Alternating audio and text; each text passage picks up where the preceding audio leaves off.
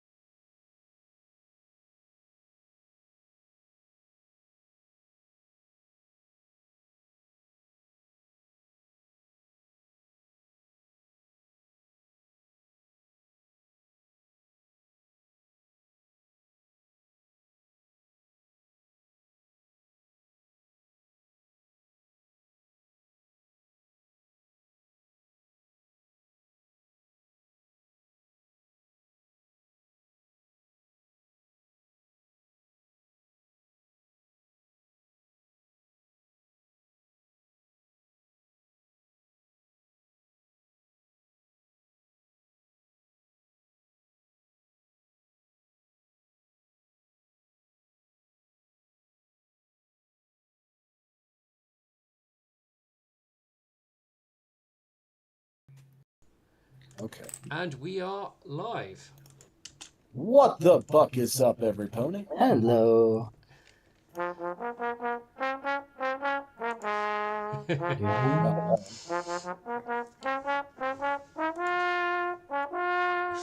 thought that was a different one. Yeah, I was like, the ants go marching one by one, hurrah, hurrah. Yes. It's been a while, It's okay? nice to hear. It's nice to hear a trombone. Trombones don't get enough solos. Well, Well, I'm a saxophone player, so. so We forgive you. we do. It's been a little while, but we're back once again. Much has happened, and much more is still yet to happen. You have wrapped up your meeting with Crystal Heart, Lord Skystriker, and the Duchess, and I believe you have left the you haven't left the noble section yet to be mobbed by the populace, but obviously you're deciding your next moves, as you have until morning when the resurrection will take place.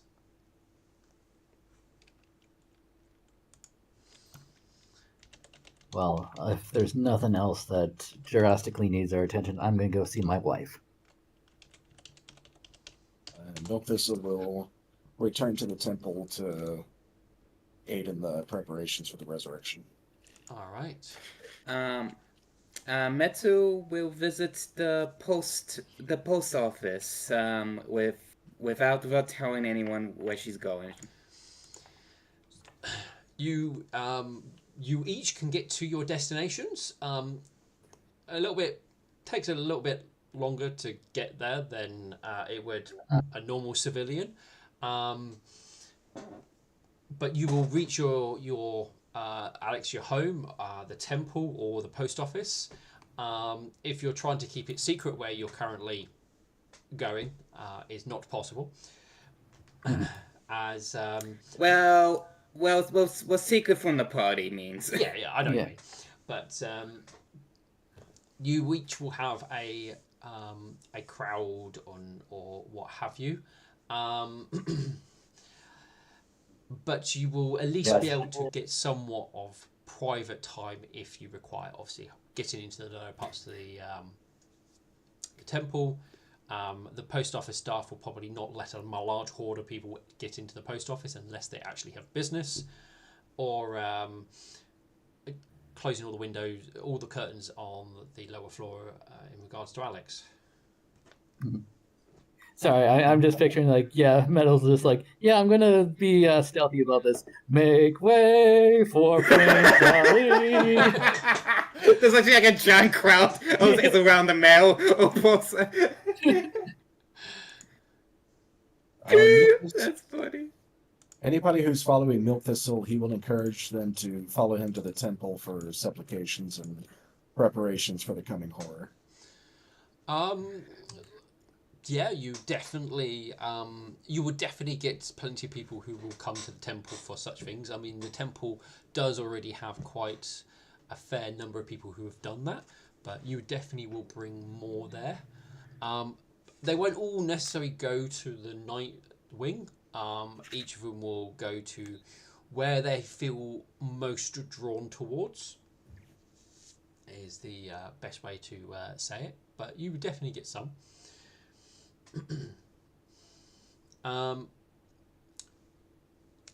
Is there anything anybody is doing in particular that requires focus on them? Obviously, Alex, you are having a alone time with lightning, which we'll Yeah. leave that to your imagination. Fade to black. Yep. Mel Banana, obviously you've gone to a post office. I assume you were looking to post something? No. I'm seeing if I got a mail back from the first one I sent. This is very true. Let me check the time frame. Oh yes, because you guys have. Yeah, we've been over for a month. 2 months. You have. Oh, 2 months. Yeah. There. Oh, you're gonna. Oh yeah, Alex is probably also going to complain about the stealing the Paladin Order. Yeah. And you would have a letter. and she asked. Okay, and she would ask as I'm the name the name on the clumsy leafy. It would be addressed to that person. Okay. I did have a response written up. I will admit that was another computer ago, and I'm hoping that made the transfer. Because Someone who's like- had to replace computers, that hurts. it wasn't it wasn't too bad, but it was one of those things where you think, okay, you get rid of some old stuff and you think you move over all of the new things, and Yeah. that is something that I will admit I had forgotten about, and I'm now worried it was.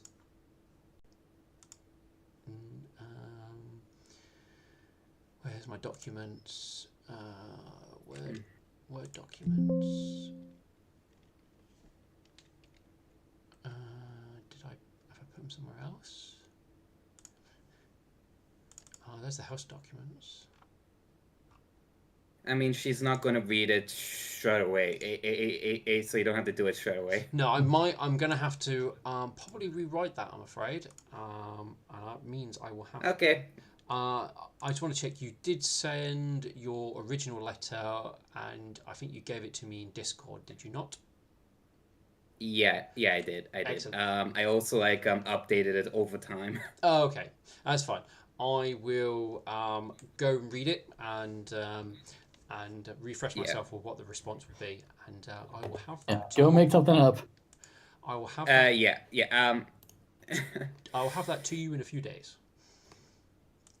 All right, cool. I might have to rewrite it because I did update it. That's fine. You've posted it now. You can't change anything. Not how this works. You can't just go, oh, I wish to change my letter. No, it's already been posted. You can't. Just to make it more sense because when I first started, I had no idea. No, well, that's when you posted it when you had no It's idea. on the nudes.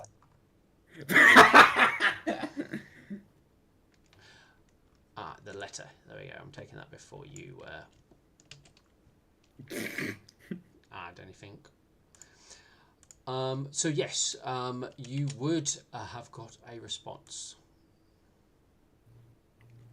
She would just pocket it. It's not reading it straight away. Understandable. Yeah, and she will go back to the tavern. What I forgot the name of the tavern was. Opal's Tavern. We just call it Opal's Tavern. Yeah. Yeah, Opal's Tavern. Yeah. I think it's called Opal's if I remember correctly, but we just referred to it as Opal's Tavern. Yeah. Where everybody knows your name. I have a feeling that's probably where Burnt and Wishful will be.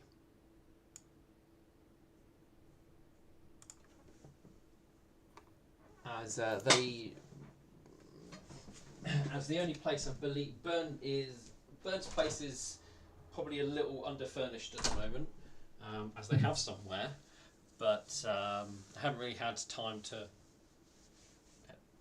furniture shop. And I'm pretty sure that Wishful Pen probably wouldn't want to go back to her parents, or at least subject her parents to the attention that they're all getting. Opal will probably have some tough-looking ponies at the door to keep the riffraff out.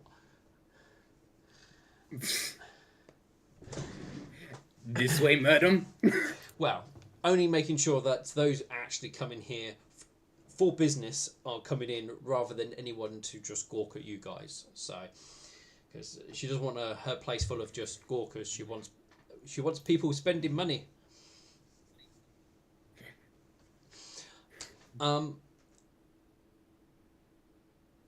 Anything? And Other yeah, than she's that? going. Yeah, she's gonna look for Straight Owl.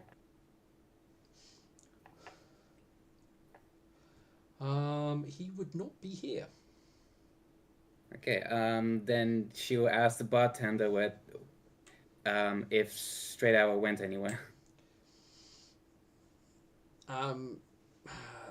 Opal will go. Oh yeah, he left quite some time ago. Got him. I think he started working somewhere and got his own place. Oh, good for him. I'm not sure where he went, but I mean his parents are still here because, well, they've been waiting for you guys to come back and take them home. Though I don't think they'll be heading home at the moment, given the situation. So they might know where he's gone. Okay. Though I'll try asking his parents. Opal goes, I'll be careful, as they didn't seem to. They didn't seem to like the idea, the fact he was going to remain here, rather than come back with them. That's understandable.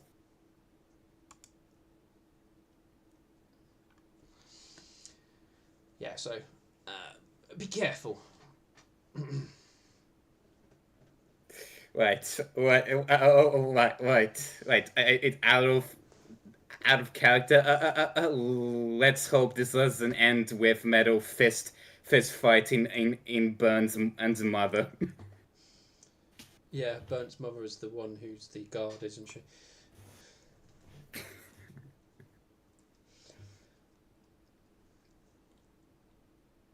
All right. Um, how do you wish to approach that subject then? Yeah.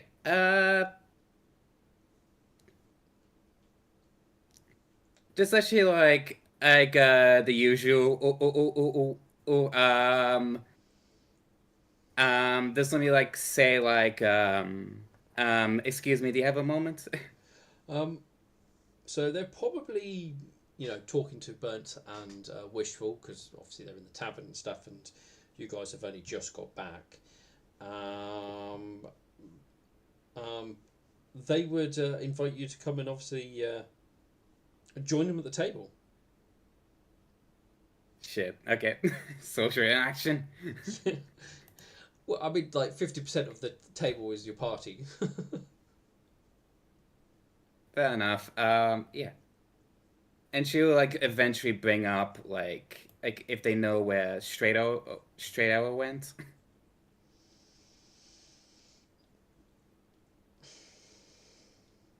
um, it's a little bit, you know, they don't sort of like instantly sort of give you an answer.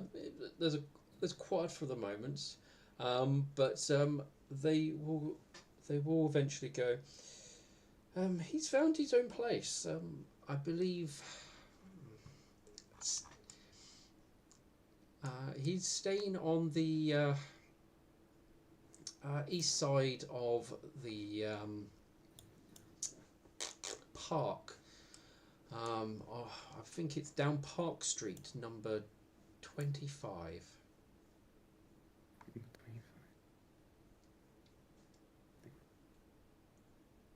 Hmm. Um, she would actually like stay at the table for a few minutes. It's before like leaving. Yeah, Just to like a hint it's like nothing too important. Just some side information.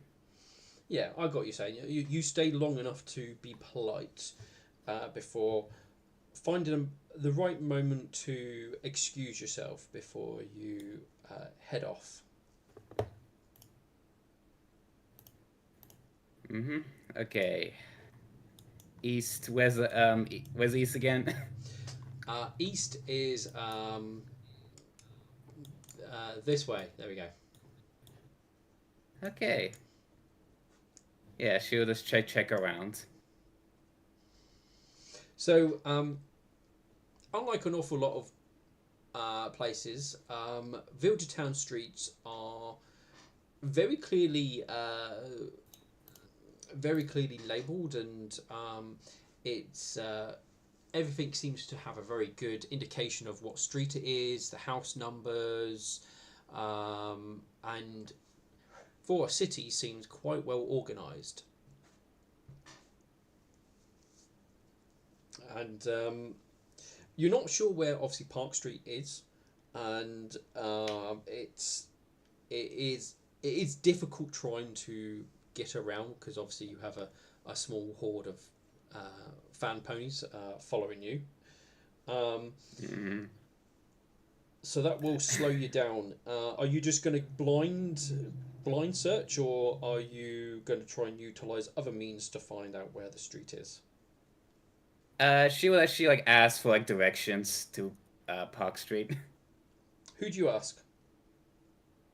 Just some random commoners walking Um, by. you're literally surrounded by random commoners. Okay. Uh, is there like a direction hole or something? Like, Oh, your information booth. yeah, No, there basically. isn't anything like that, I'm afraid.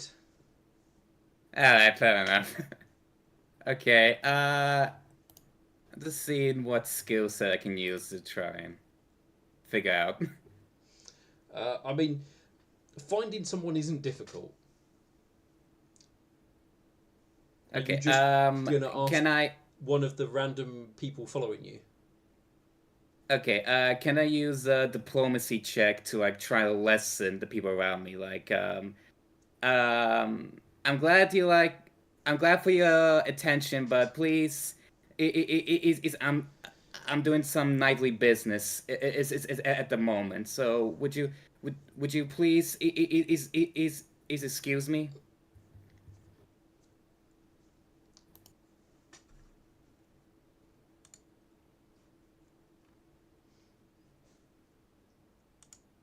Hello, you there? Yep, I was waiting for the diplomacy roll.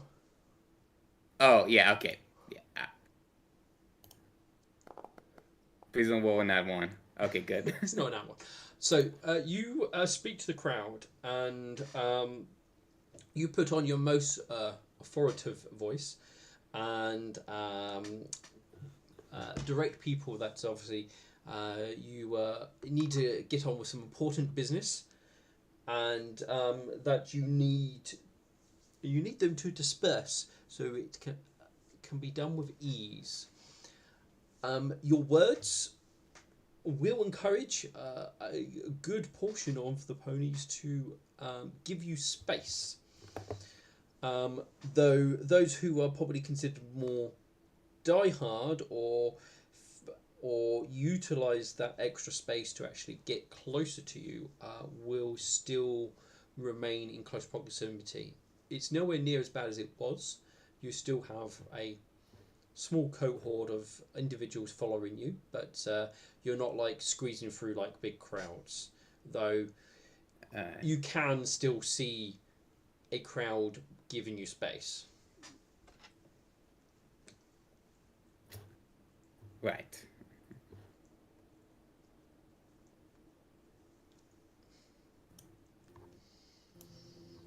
You just don't have anywhere nearly as many of them trying to like touch you or like speak to you to like get blessings. Great. All those sort of stuff. Okay. You've kind of like managed to stop most of that happening for the time being. Yeah, gotcha. Would it be like a local wall to find the correct street I'm looking for? Yeah, knowledge local would help. Okay.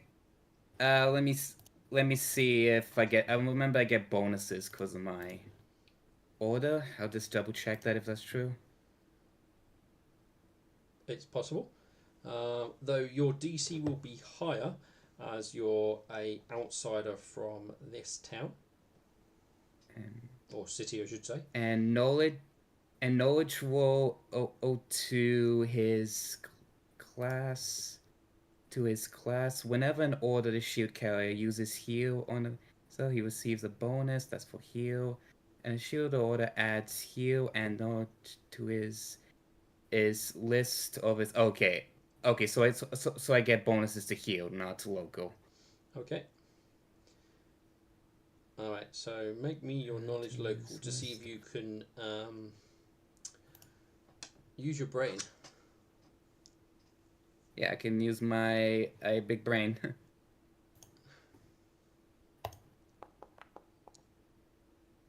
Okay, 26, not too bad. So, using your noggin, you go with a good guess that Park Street is probably the street that goes down or round the outside of the park, as that would make the most sense. And when you start heading that direction and check it out, it does turn out that is actually Park Street. This entire ring around the park is called Park Street.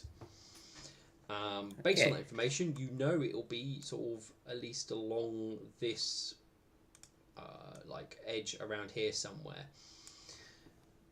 Okay. And you will find that one of the more larger buildings that seems to obviously house a number of ponies in looks like it's some sort of like converted, big building which has been sort of put up into smaller habitations to get more people into it. Okay, so it's like an apartment place. Yeah, in a sense. Okay.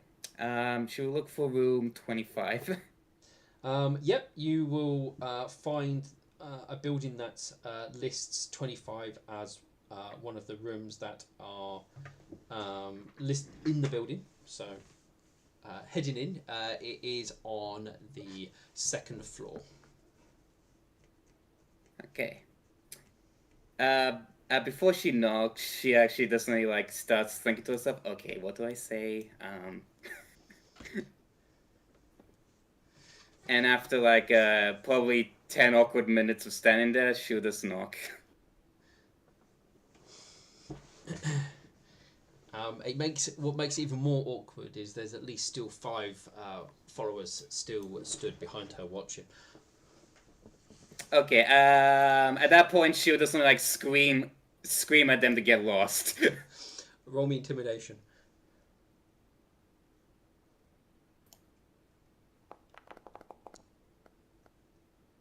I'll use a surge. Oh, okay, yeah, go for it. Is that a 1d8, I remember? I believe you guys have upgraded to 1d8 now. If you Okay. if you just roll surge, it should have been changed if it has. Yes, Okay. there you go. I rolled a 6. 26. Yeah, so your sudden sort of like scariness does make them flee the scene quickly. She had like enough. Well, you got just the few those few stalkers that just don't know when to stop. Yep. With your loud command for them to leave you be, a few doors do open up to obviously have a look at the commotion in the hallway, and one of those doors is number 25 that will open. So you won't have to wait for 10 minutes. Okay. Okay. Metal, She would just be like, you're alive.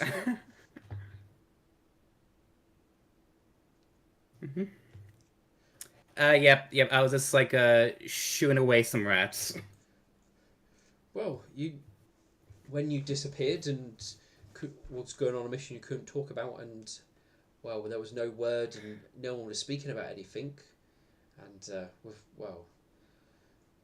with everything we've been hearing going on elsewhere, and well, I'm starting to fear the worst.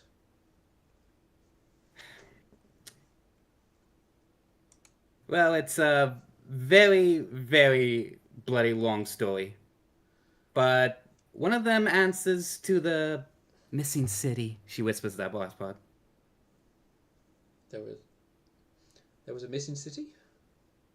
Oh, you mean yeah. you found out why Bristol Lux went missing? Mm-hmm. If you like, invite me in, and I can talk more about it. Yeah, come in. And he will step aside so you can come in. Yeah. Also, thanks for not saying my real name out there. Well, I mean, there was still a few eyes peeking through doors, I noticed, and you're being quite quiet about it. So I wasn't gonna, start blurting out everywhere.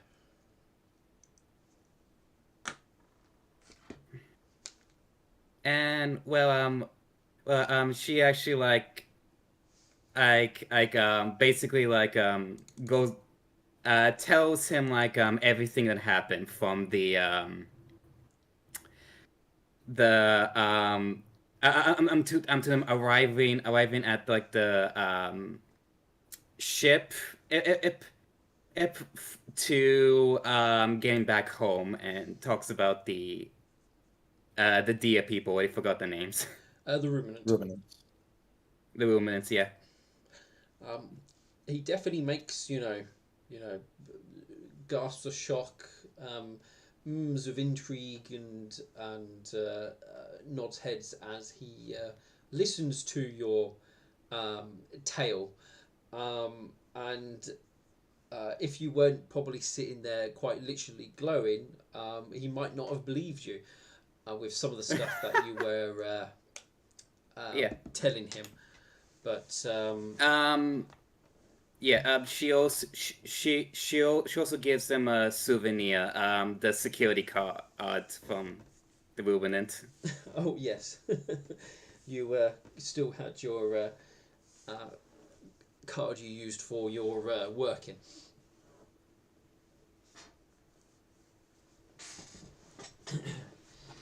He will accept your hard rectangle small item and look at it curiously. Yeah. And she like I'm kind of like getting like bored of talking about myself. What about you? What have you? I see you got your own place finally. Well, yes, I was able to secure the job in the for the bank, and well, it was after the first month I was able to pay for a place to stay here. I mean, the Yeah. accommodations are well aren't too expensive in this place, probably because half the buildings are unoccupied. But I went for one which was a little bit more upmarket and well maintained,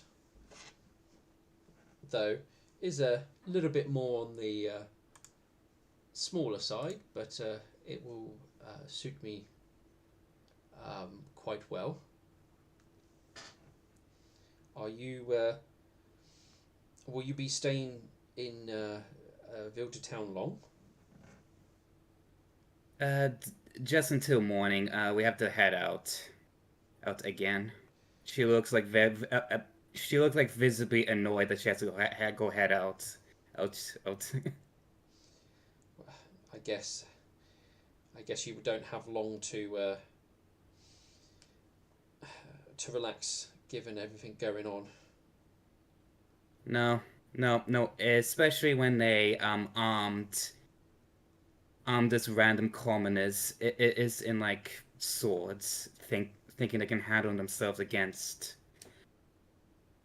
um enemies. Is that that only a warrior with at least 10 years of experience can like defeat.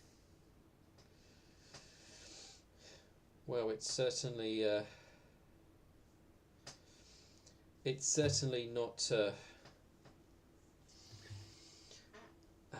not for the faint-hearted, I suppose, as they say. Yeah, but this makes it more important to get this done as soon as possible. Well, it sounds like you have at least well one evening where you can relax. Yeah.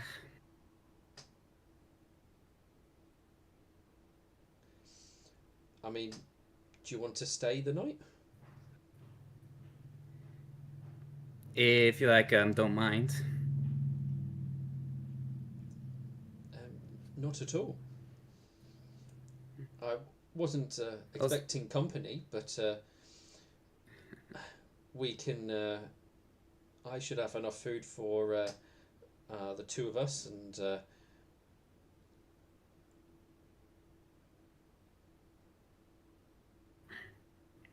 I got some seasoning for my rations if you like. I should be fine for seasoning. I'll Okay. whip us something together, and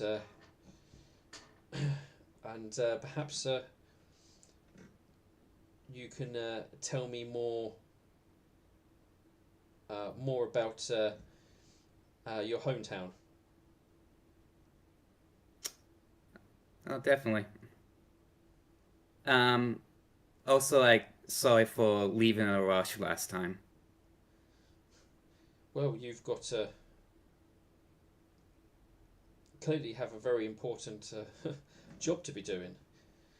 That still sounds like Yeah, it's not finished. yeah, but if I learned one thing from this, well, mission is always make time. Oh, always make time for like social interactions.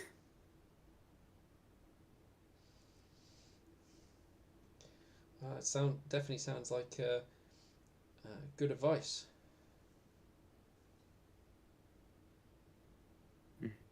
Yeah, yeah. I definitely like did not learn that from Bernd. And by the way, she says like I jokingly. It gives a laugh.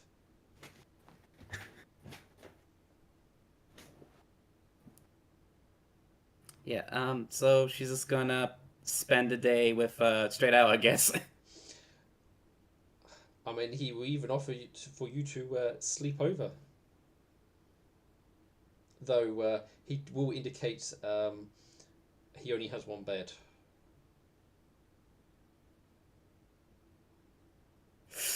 Can I do like a sense motive if he um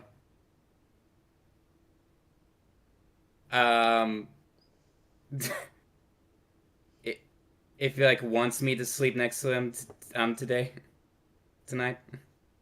Because she's a small pony, she can fit in a single bed.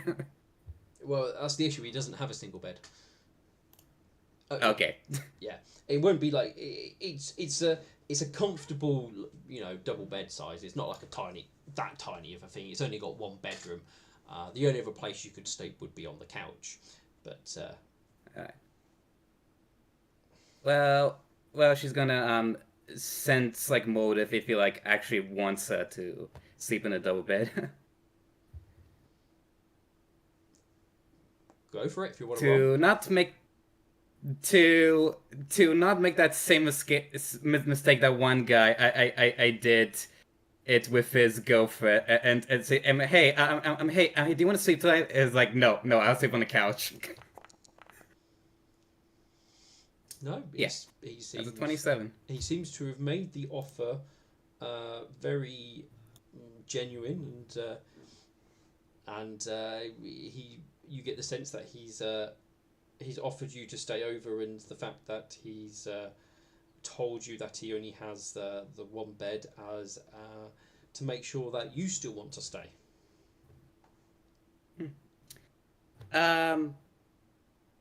um she says yeah I would be more than happy to.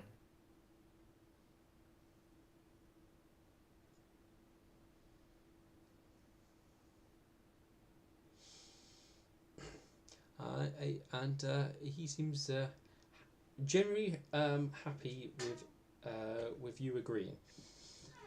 I mean, the rest of your evening will probably go fairly similar. You two will discuss um, more about your each other's past. He will definitely maybe share a few embarrassing stories about Burnt.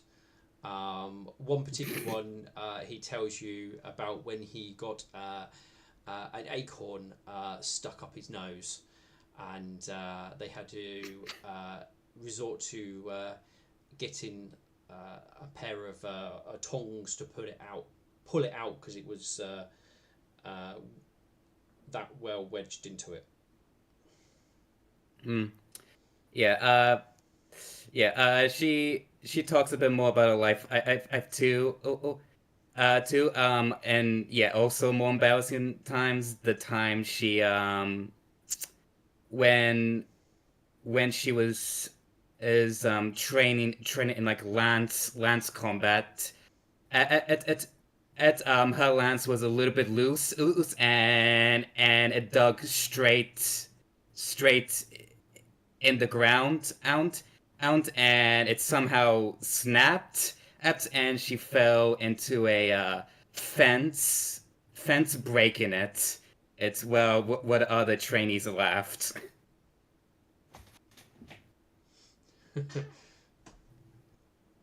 Yeah.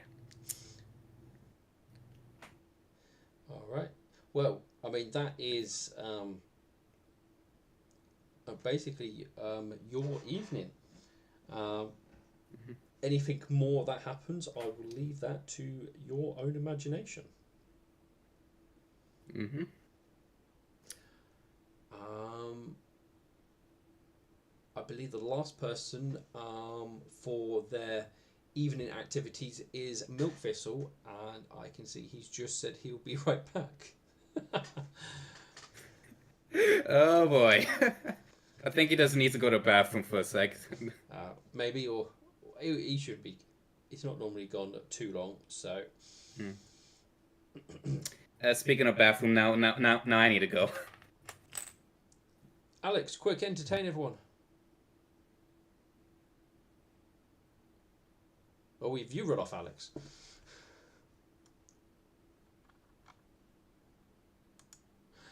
Wow, looks like everyone's run off then.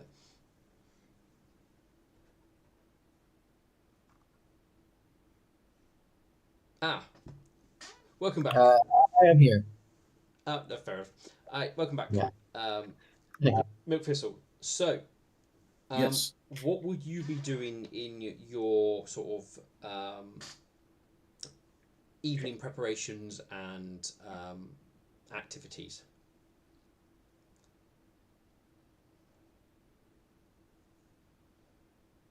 Milk Thistle.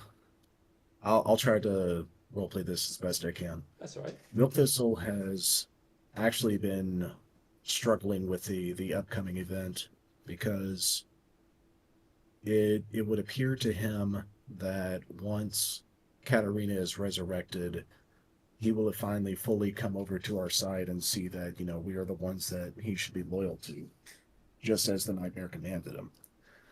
And so, looking to the future, to the next full moon, he wants to perform the Nightmare tea ceremony with everyone. And so, he will be presenting everybody essentially to the Nightmare. And he's going to express to Midnight Vision how, truly terrified he is of that aspect, because every single weakness and failure is going to be placed before the Nightmare, and he's going to be, judged for his actions, and he's doubting if he's done enough for her. The Nightmare judges us all, not just when we stand before her, but every moment we breathe, every moment we work in her name. She's judging. So if you are unworthy before you stand in her presence, you will still be you standing before her won't change that. It might show you that you're willing to face your fears and accept your punishments face on, which she will respect. But if you have not lived up to her expectations, she, at worst, will probably be disappointed in you. Do you feel you could do more or should have done more?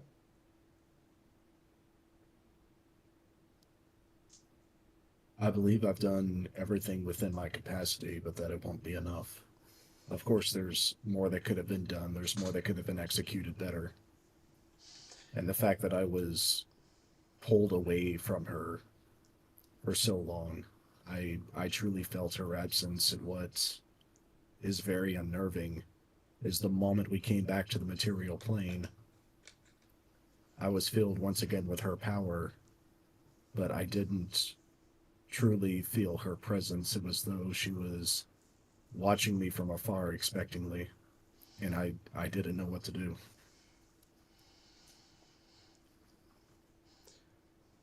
She most certainly felt my absence and immediately felt my return. Well, But she has said and done nothing. well, that is normally a good sign in my understanding.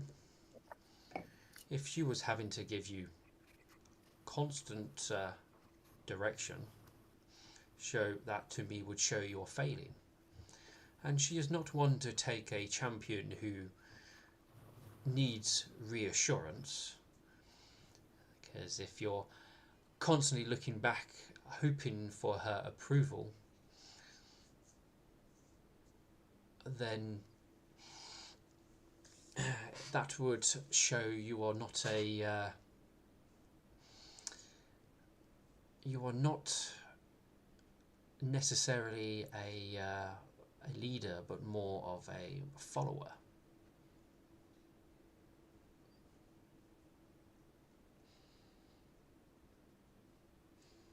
And I understand you, obviously you're not your party's leader, but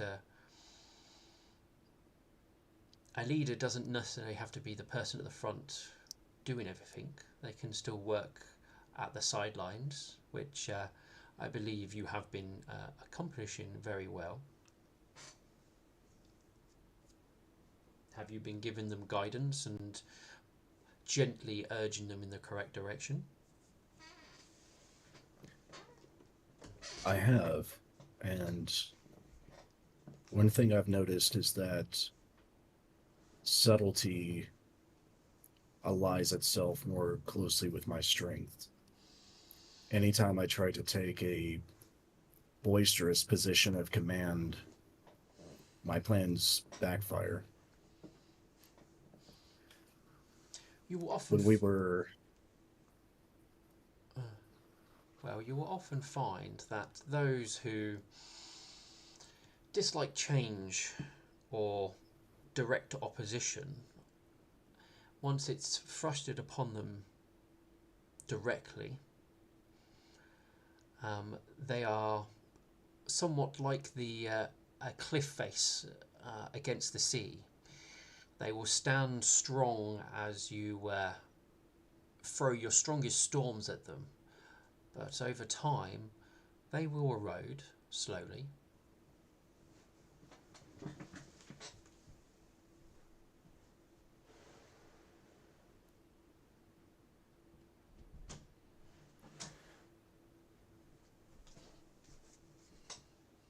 Oh, Alexandrite has become far less hostile toward me. In fact, he's all but ceased his open opposition toward me. do you believe that's from actions you've taken or from his punishment? It would no doubtedly be a combination of the two. Certainly being stripped of the title of Paladin has humbled him greatly. But what is good to note is that he's matured quickly from it. Being placed in the situation that we were in certainly forced us to work together more closely. There was very little bickering or arguing between the two of us. And that is good to hear. Though he still does remain as brazen as before. Well, it has not been long, and attitudes at that are often the hardest to mould.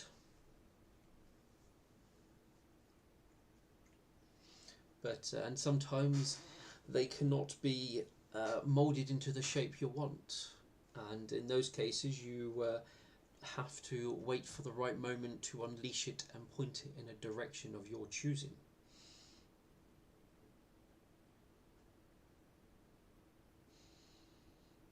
That will simply make him a tool, and you have to wait for the right moment to use your tool suitably.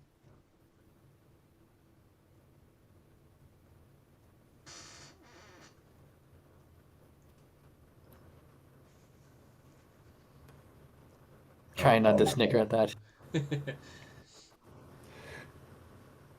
Yeah, obviously, if Alexandrite is 100% aware he's being manipulated, he's going to fight against that. So Yeah. that's why Milk Thistle is saying subtlety has been more beneficial to his goals. I do have one question for you though. Yes, Alpha. Are you going before the nightmare expecting a reward?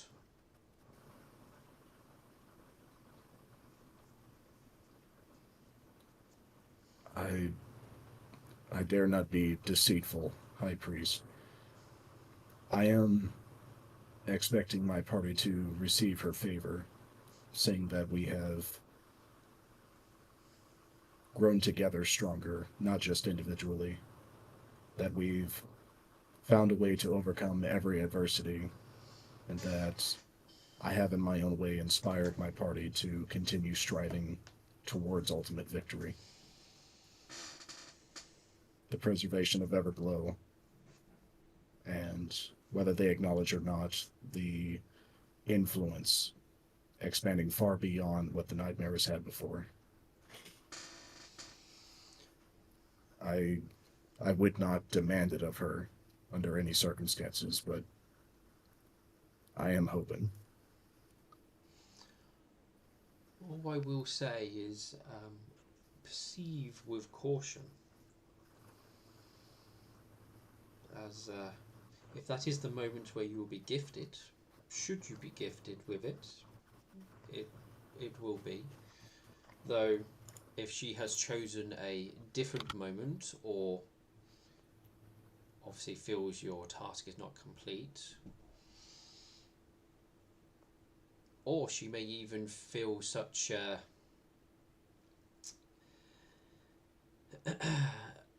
such outward expectations punishable.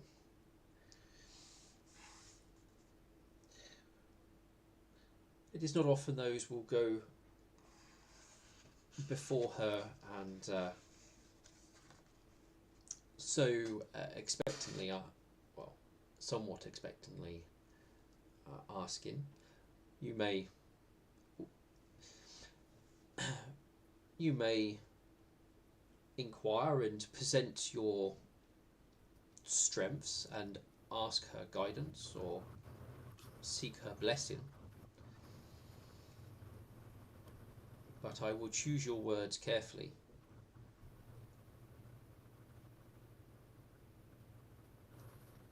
Yes, High Priest. You are her. You are you. After all, you are. I can't speak. After all, you are her tool, and and she is not likely to empower you until she feels you've either earned it, or well, she feels that you deserve it.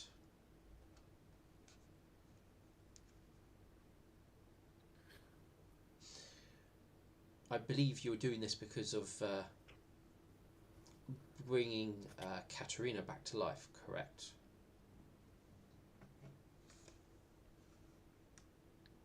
She's commanded me to bring an enemy over to our side. And I have spent time with Katerina exposing the truth to him of his mother's betrayal, how she has lied to him, and how she is a false prophet. He's not declared himself an ally of ours, but there is a hardness in his eyes, and he's demanding to speak to his mother. But I gave him my word that we would find a way to resurrect him, and by getting the materials needed and coming back to the material plane, I believe he will see the wisdom in allying himself with us. Whether his intent is conclusively to be on our side against this false god, I do not know. But I will keep my word to him.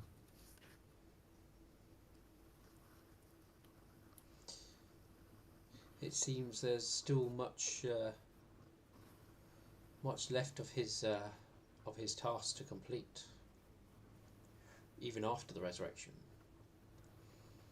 And I suppose him seeing his mother will be the telling moment.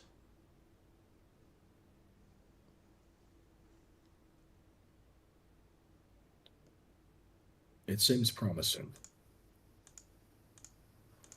He was given the heart of Everglow, and he himself purified it, which is why he has the most intimate knowledge of the visions that were shared. He has aided us up to this point. Well, there is still how many days? I believe he said either 3 or 4 days. I forget. No, you're on the 26th of Sun's Day. So, yeah, we're still sort of early. If we include today, you are still 6 days away from your full moon. So much can still happen within your time.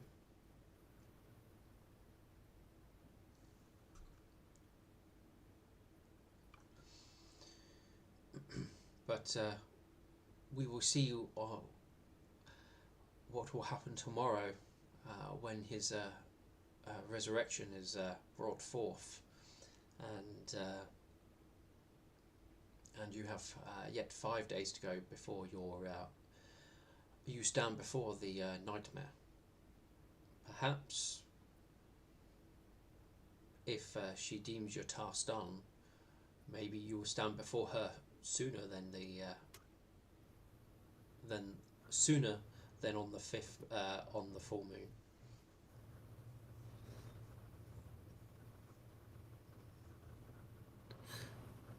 I will do everything I can to carry out her will. Remain strong, self-reliant, uncompromising, and do not show weakness. And I'm sure she will reward you greatly. Yes, High Priest. There is one other matter that I needed to bring up to you. The Ruminant on the ethereal plane. They had gone through great lengths to separate themselves entirely from the divine, stealing their artifacts and transforming them into mechanical aberrations.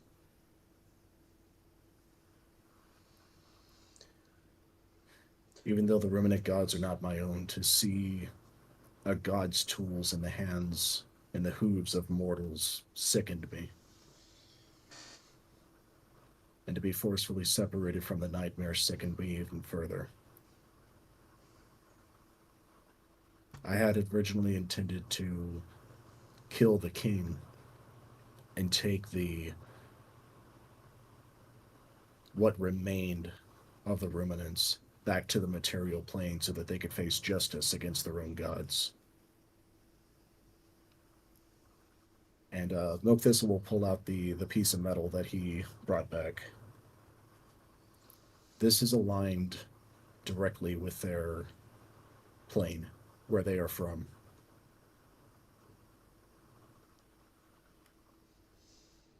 I do not know if it is what the nightmare would want,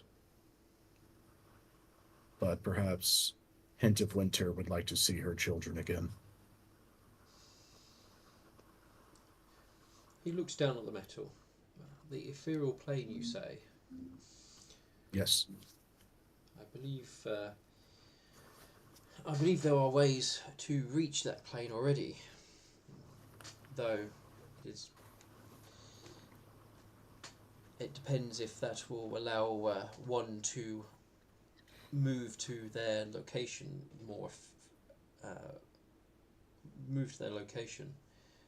compared to the other means. But given what you've spoken, you and your companions have spoken of about them, it sounds like they have taken quite a significant amount of steps.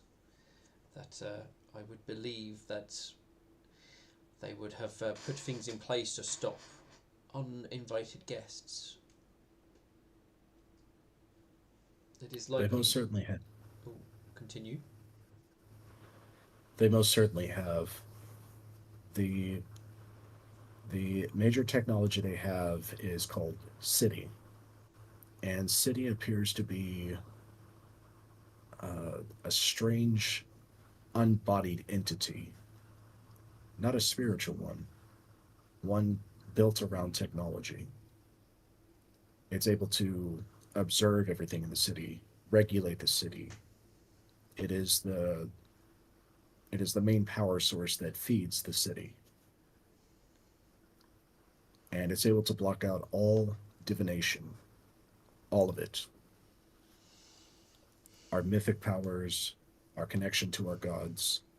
Wishful Pin also felt the same effects.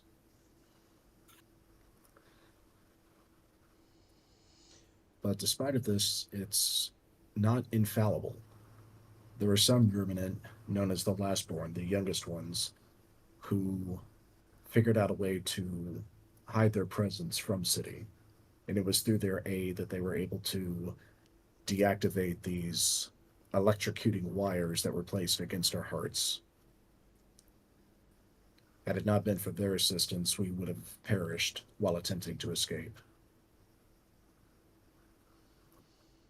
I've speculated that, much like how the Stag Lord is one of the former ruminant gods, this city is also potentially one of their gods, though I could not find the means to prove it.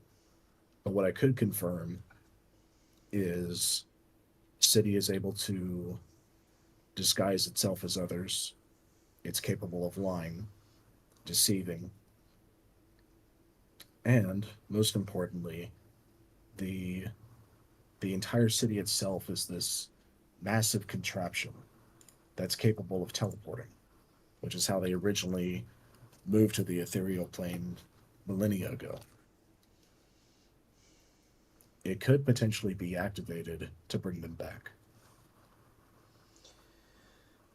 I was seeking a way to do that, but we ran out of time.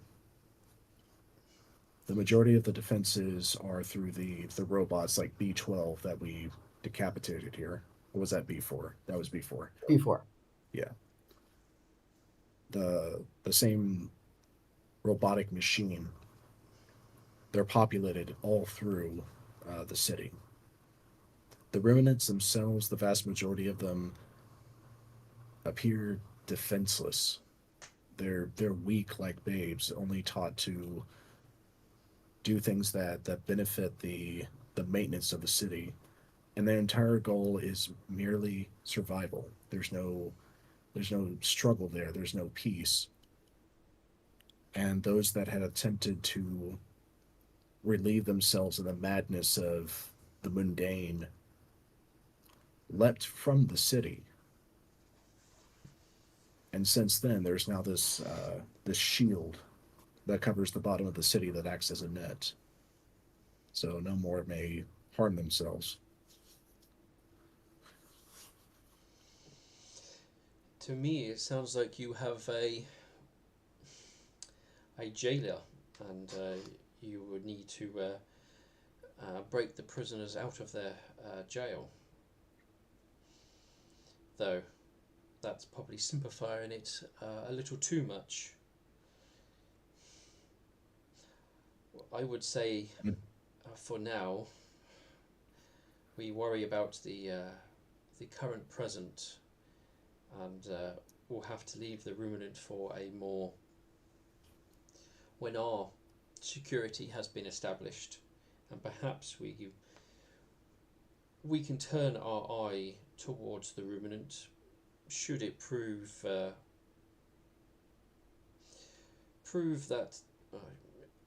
should it be necessary to interfere with them hiding away upon the inferior plane.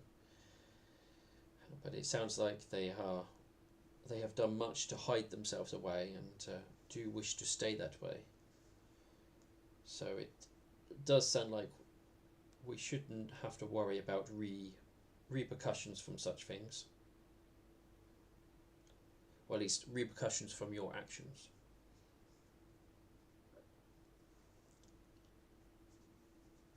I do believe we will succeed at our mission. We will restore the Stag Lord to be. Um, I keep forgetting his name. Glade something. Oh, I now have to look it up as well.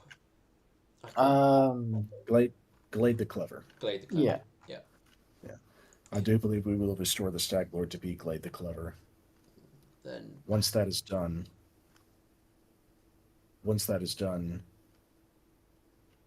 I will request an audience with Hint of Winter. Clover Glaive the Clever. Clever Glade the Clever. Clover. Clover Glade the Clever. Yeah. Thank you. Yeah. She will likely be very, very interested in learning that her brother's been restored.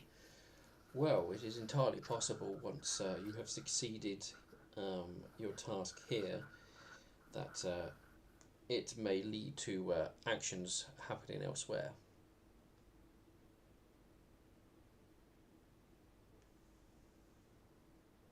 Would it be sacrilege to restore an old god? I was Well, gonna say, didn't we technically already do that? restoring a deity requires that there be followers to follow the deity. This is how they become forgotten.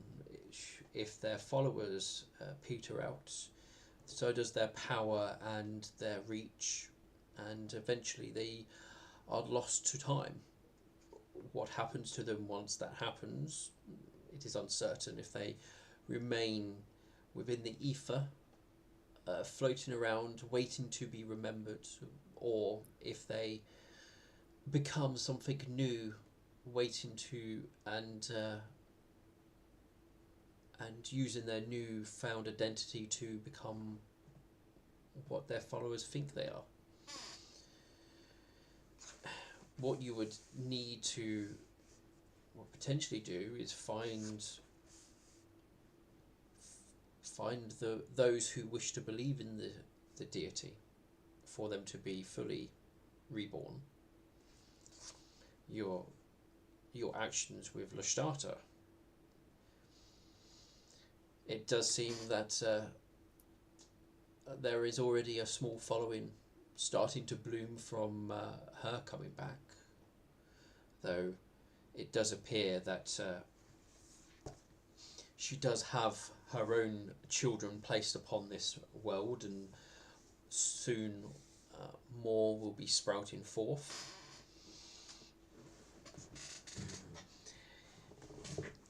So, to me, it sounds like you would have to rekindle such a belief within the ruminants. But if Hello, they Burnt. Sorry about that. I just like, oh, man, that's right. it was a It's all good. Yeah, It's all jump good, on man. in. Milk Thistle's currently talking to High Priest Midnight Vision about bringing gods back and whether or not it's sacrilege. all right. Also, I meant to bring up some ideas for items. I meant to figure out who else to take with us, but I'm like, I just got swamped last week. No, it's fine. This week and last week. But what I would say is, if you can convince the ruminant to follow them once again, then perhaps they have a platform from where they can establish themselves.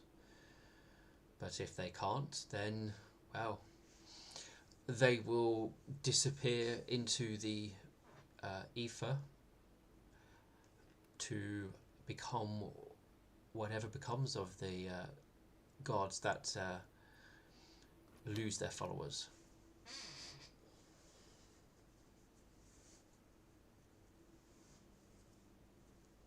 To see the artifacts of the divine stripped from them and used for mortal means, to me, it's corruption of the highest order, even if it's not a god that I worship. I believe it would be beneficial. I believe it would be beneficial to the ruminant who do remain to face their gods, answer for their sins. And if their gods decide to show them mercy, perhaps they can rejoin us on the material plane where they are meant to be. It would bring order and balance back to things. Because that corruption is what has led to the Stag Lord attempting to destroy us. They have affected what the Nightmare has commanded me to build, to restore this nation and spread her influence. And that is an affront to her.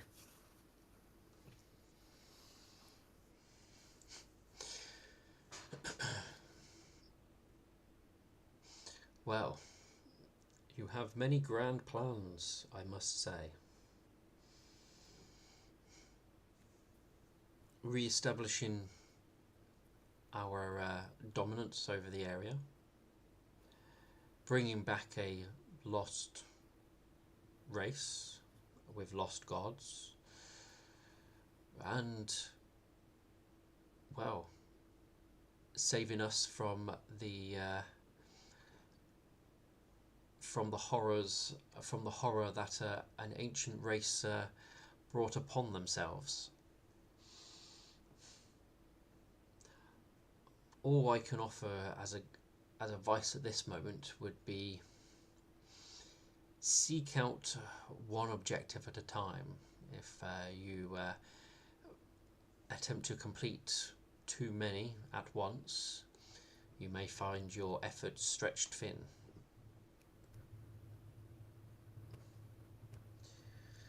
To me, it sounds like our greatest task ahead of us is ensuring our survival. Next would be securing our future.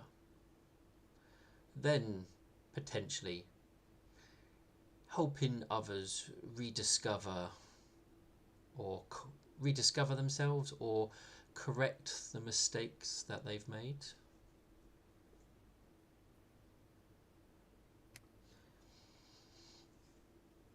Because if we, as a race, are still lost some of our identity, being split upon Everglow, would we be able to truly help another race rediscover theirs?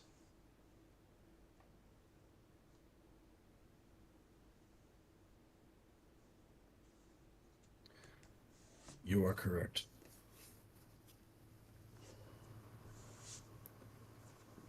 High Priest, has Crystal Heart remained faithful? To my knowledge, he has visited upon his return, and he has come to almost all of the midnight ceremonies. The few he has missed, I'm sure he can be forgiven on, as there is much going on at the moment.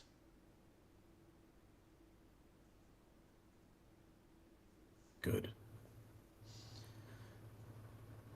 I would say I you have believe moulded a strong ally and potentially a very influential individual if he's given the freedom and chance to grow after this crisis is over.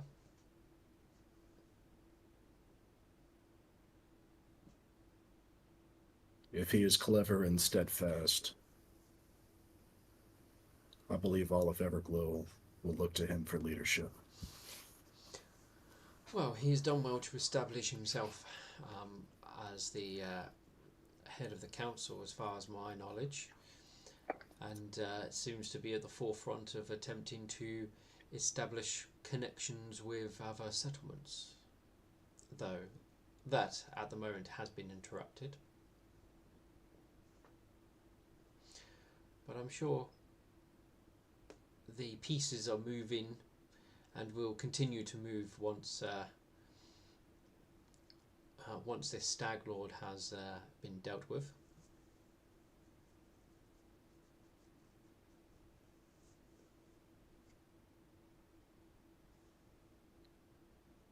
I do wish to see my mother and father again.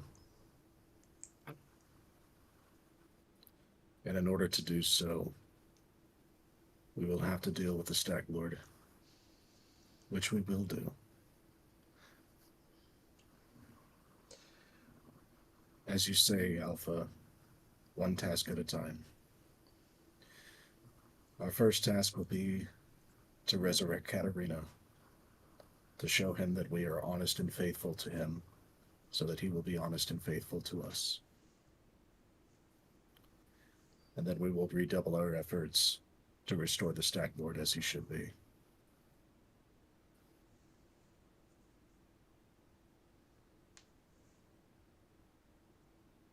Do you have any commands for me, High Priest?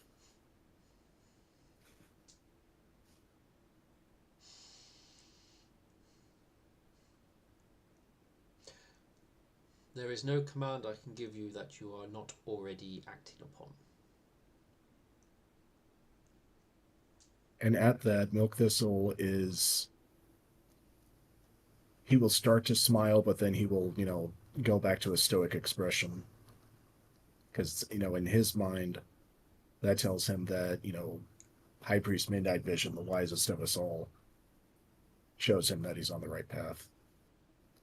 So he will bow deeply.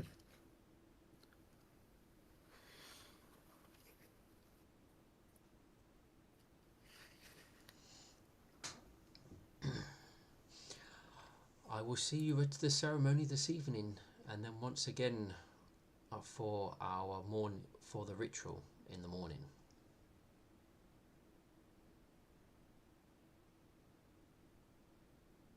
Let's see, looking up the phrases real quick.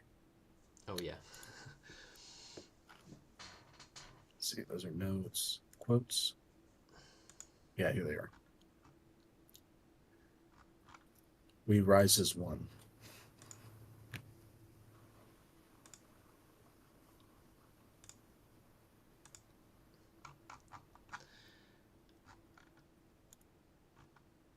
Ooh. And I must have only given you the. Oh no, midnight. Oh no, I've given the very basic stuff. Where was it gone? Oh, I see notes. it's in quotes. Oh, quote. Of course it is.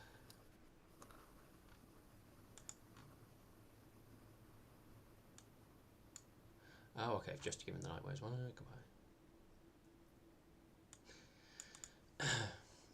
Know your place.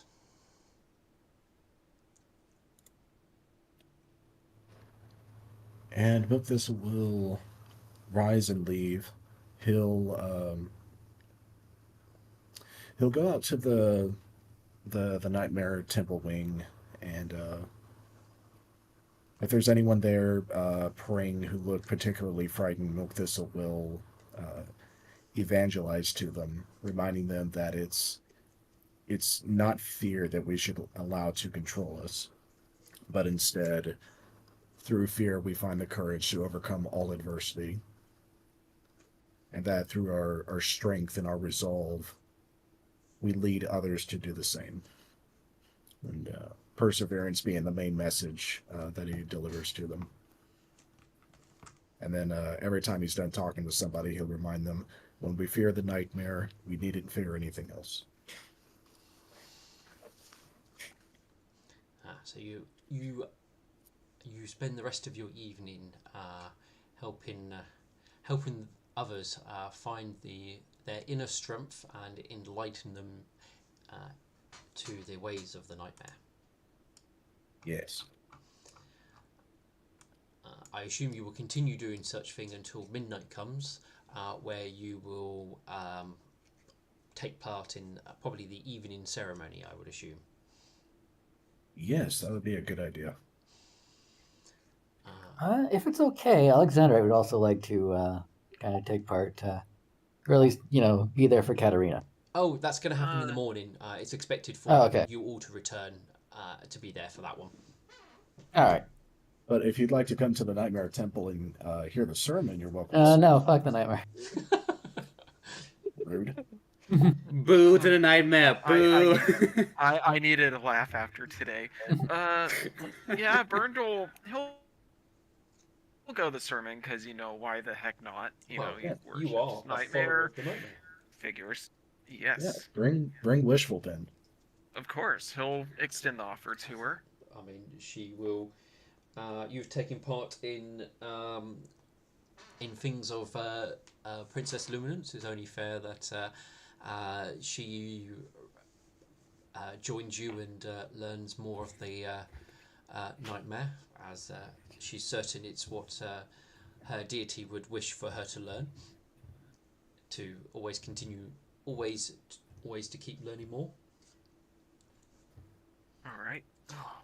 So, kind of while we left you was you and Wishful in Opal's Tavern chatting to your parents. It's kind of where we left you. If there was anything in particular that you really wanted to do. My brain's been such a hot mess the past 2 weeks. I can't think of shit. No, Yeah, it's fine. it's fine. Like I said, Let's go, dude. Ooh, sorry.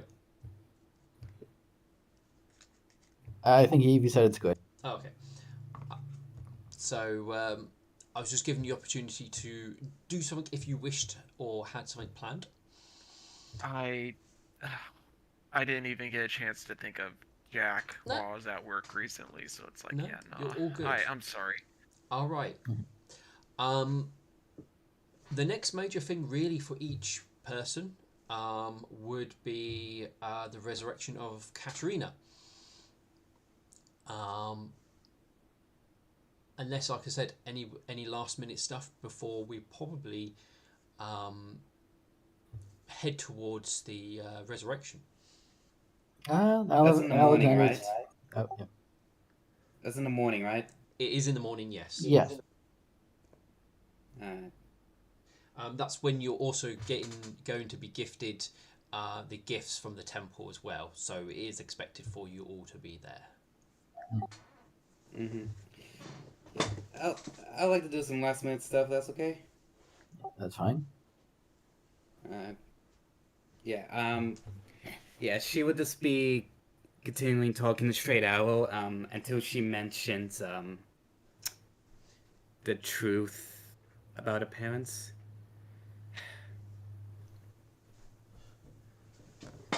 So this is kind of hard to say.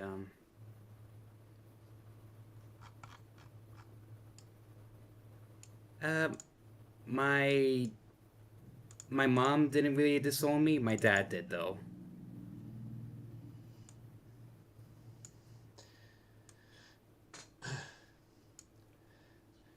Well, I mean, my parents have maybe not quite disowned me, but definitely have me in their bad books.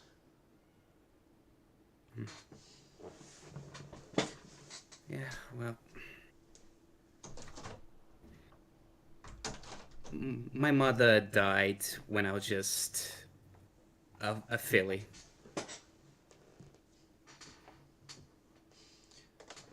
So you was raised by your father then?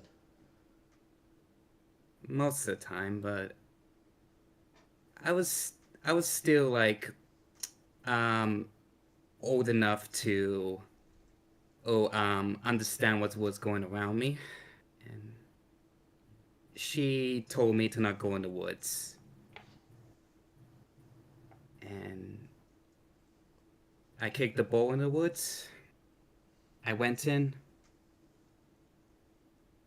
and I woke up a big bear, and before it struck at me, my mom jumped in, killed the creature, but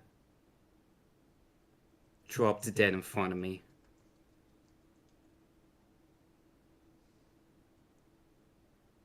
The rest was a blur.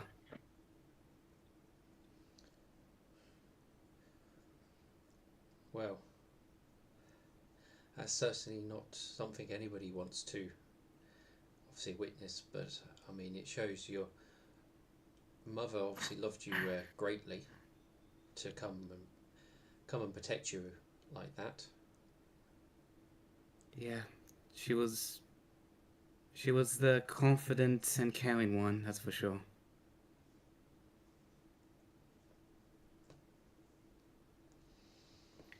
Well, well, all you can really do is make her proud, I. Yeah, but that's not where my father really disowned me. It's later on. My big brother, the guy that tough shield that I said it was like similar to Burnt, but cared more about helping others than like going on adventures. So every day, helping the old mare across the road type situation. Yeah, yeah.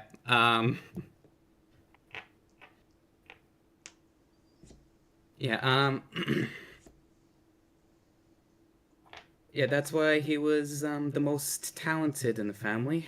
Unfortunately, we were sent on a town to defend when I was still a squire. Um, the last thing he did was give me this lance, and she like points to an old lance that's heavily used. And we had like an argument, and before that that I was being too this disrespectful to the order, and getting drunk sometimes. Yeah. I went out just to get food. I somehow tripped and hit my head on the pole really hard, knocked me out. Once I woke up, the town was attacked, and I went to see my big brother's lifeless body.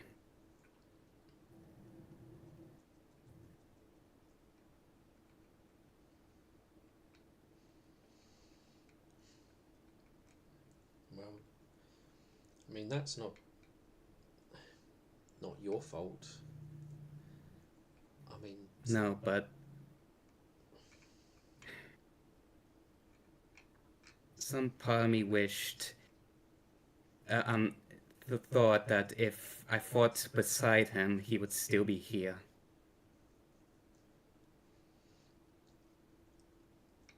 I mean, Instead of leaving him to die alone well, I mean and surrounded. you never know.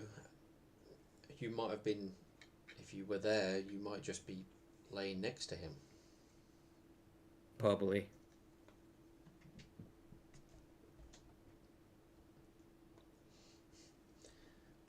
I know you don't really believe in the whole divine type of thing, but I mean,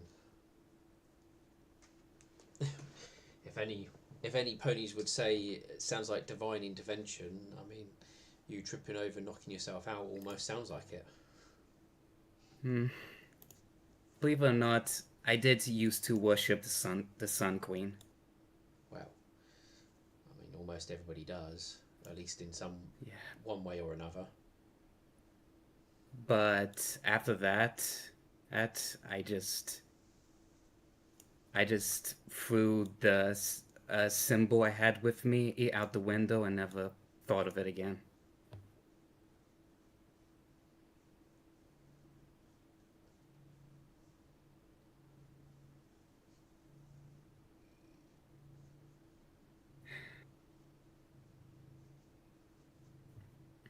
But that death is the one that my father disowned me.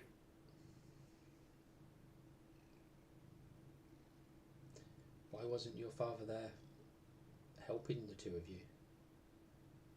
He is a commander. He was a commander at the time. His job was with the Order, not his family. Well, Plus, he had some more important matters to attend to.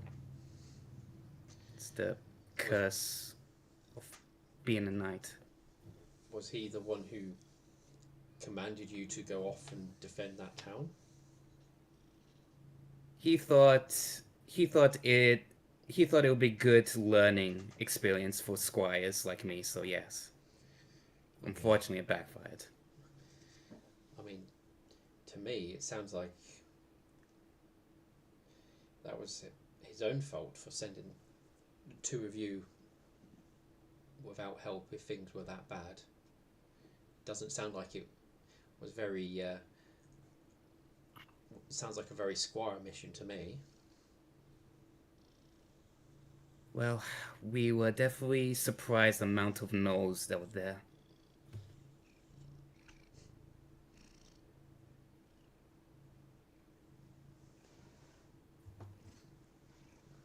I don't want to think how many slaves they took with them.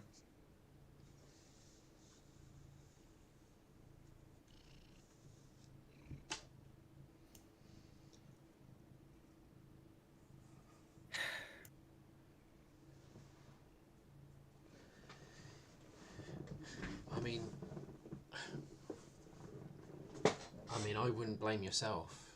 I mean, it sounds like you. It sounds like your commanders overestimated or underestimated the enemy's strength. Yeah, I suppose so. That makes sense. But doesn't make it hurt any less. No.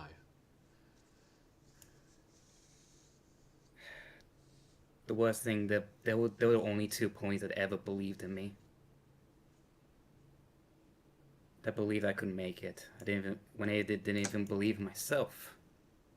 I mean, my destiny mark is a banana peel. I'm supposed to be a clumsy oaf my entire life. That was my destiny.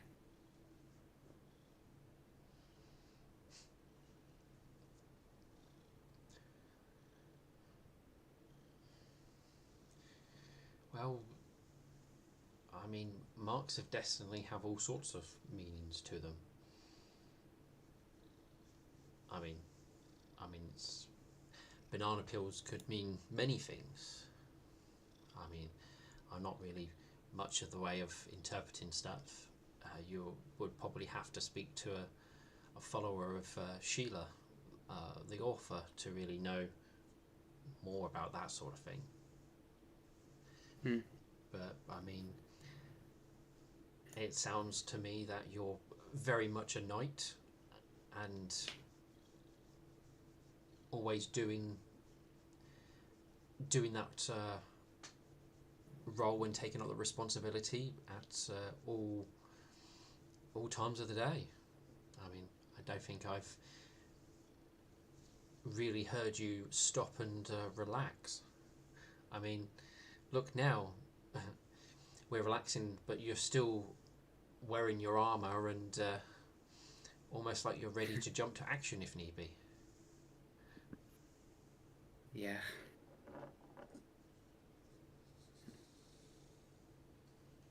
It's been a long time since the last time I relaxed. With not a pint of alcohol. I know.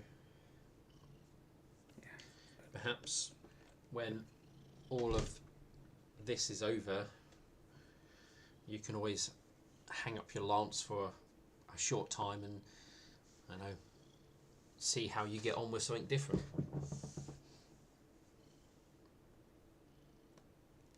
There's still other ways you can protect common folk without using a blade.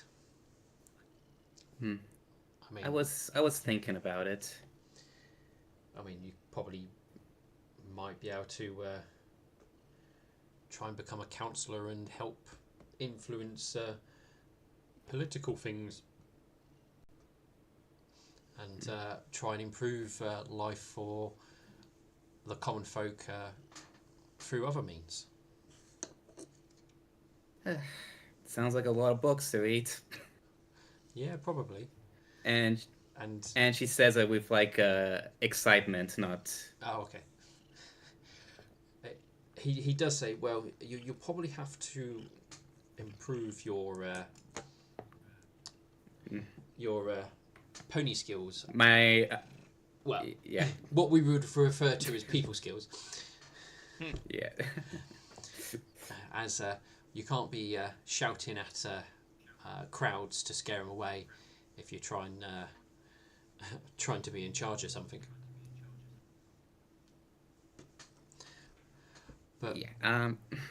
Yeah. I definitely need an attitude pop. Definitely need to adjust my attitude if I ever put on that. Though I was also thinking about if I could ask ask my I commanders I could be a switch to training the new recruits instead of just going out.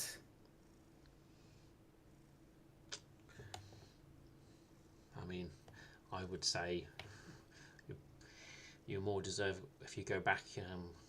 I would say you should demand a apology from your father. Mm. He he would not back down. And plus he's the general of the order, so pretty hard to get a general to say what you want them to. I suppose.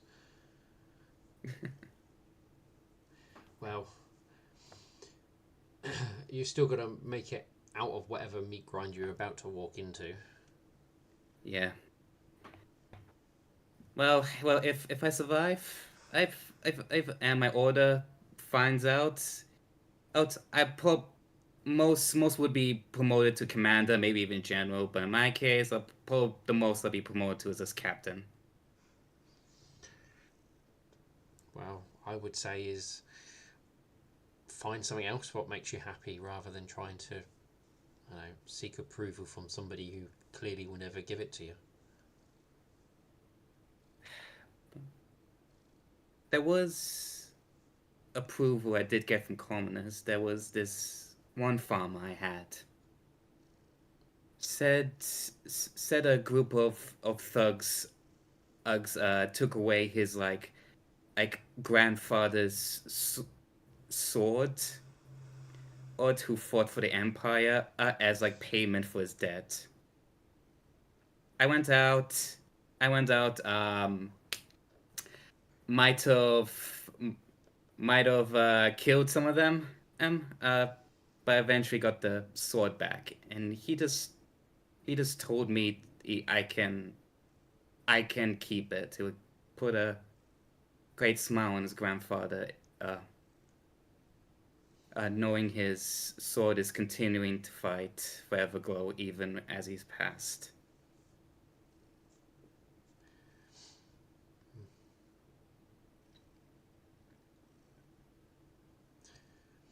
I mean, it sounds very. I mean, it sounds very much what an old fighter would want for their for part of them in some way still fighting on, I suppose. Hmm. Really sounds like a story from a professional author, doesn't it? Ah, well, it's your whole life starting to sound a little bit like that. I mean, given where you are at the moment and what you're about to go off and do, it does sound something that you would read in some sort of grand tale.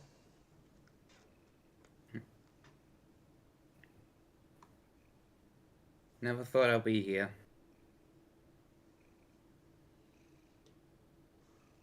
Well,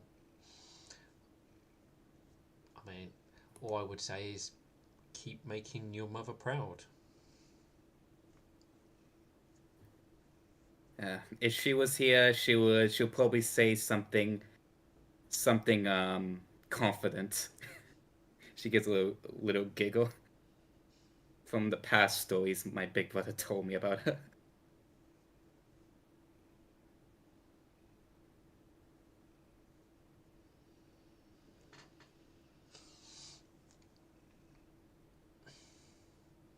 Well, then I would say those are the memories from your childhood that you should hold on to.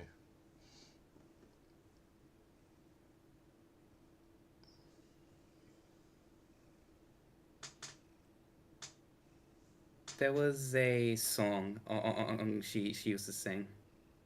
I used to sing with her, but haven't done that in years. What song was it? She made it up. I think it was called Old. I think it was called something in a Philly in my heart.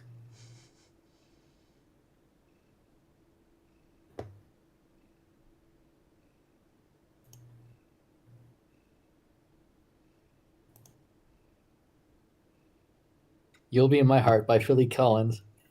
I was gonna make that joke, but it's like, no, it's too easy.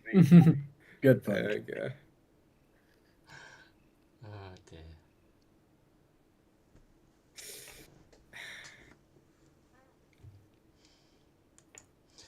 Well, I would say see if you can remember the words and jot them down, so that others can others would be able to enjoy it.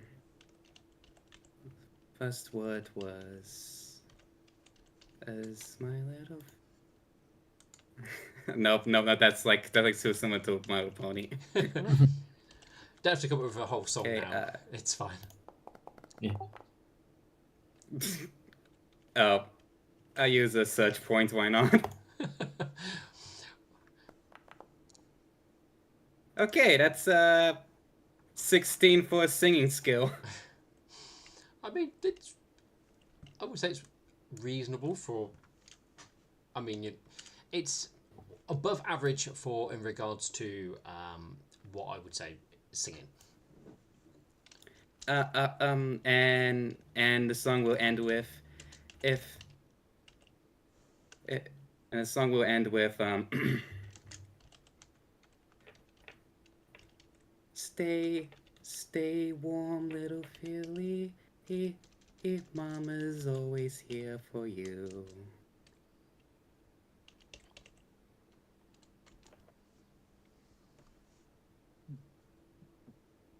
It was something like that, I believe. Well, it definitely it sounds very, very nice.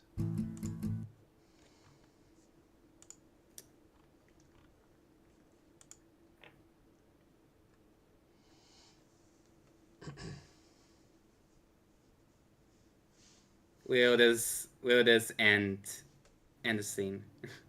No, it's fair enough. We will end that little moment. Oh wait, yeah. She also said, like, let's actually end it there. Yeah, that's a good point. Okay.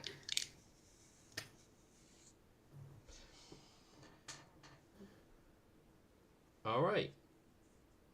Come the new dawn.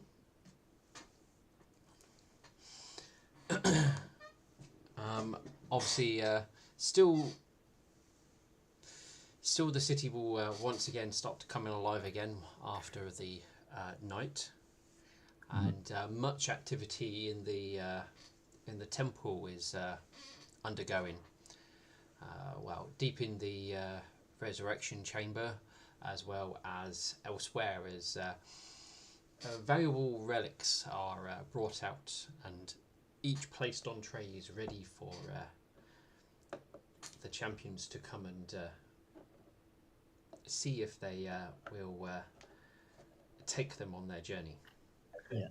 Alexandrite would like to get his prayers in since it's been a few months. So You can go and pray to the Sun Queen as the day dawns. Are you doing it at the temple or in your balcony? I was gonna say probably best to do it in the temple, unless random strangers want to see a naked Alexandrite. Honestly, pretty a sure, lot like, probably most- would. I'm I'm pretty sure most of the commoners don't even wear pants. No, to be honest, in Everglow, it's actually quite normal for everyone to wear clothes. If you are a naked pony, you are considered a naturalist, and generally looked as seen as uncivilized. You obviously I was gonna say there was that one time where Nightshine No, got his we don't intelligence talk. taken away. That was a mistake. That was a You say that as like most of the party members is tokens and characters are made naked. Actually, only Burns is like we're all wearing clothes. yeah. Well, Wishful is wearing a cloak, which doesn't look like she's fully clothed to me. yeah. But no, in Now you Ponyfinder. say it, and I can't unsee it. Oh my god! Hey, But hey, yeah. I'm just only reading off the lore. I'm the law of the world and what's actually happening. So. But yes, each of you will gather in the temple in the morning after whatever things you get up to in the night and evening. She would actually kiss and hug Straight Owl before she leaves. He would very much return the same.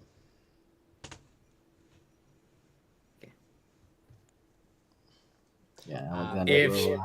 He Sorry, go ahead. he will then add. You go ahead. He will then add. I expect one on your return as well. Don't worry. I don't think even a 1,000-year-old demon can stop me from returning.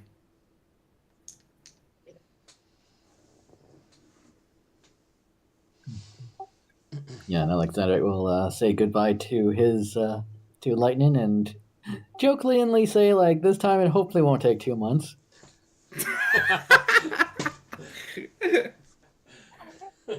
Ow.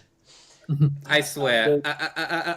I swear. If actually Meadow dies in his last adventure, probably the most saddest character death I ever experienced. No.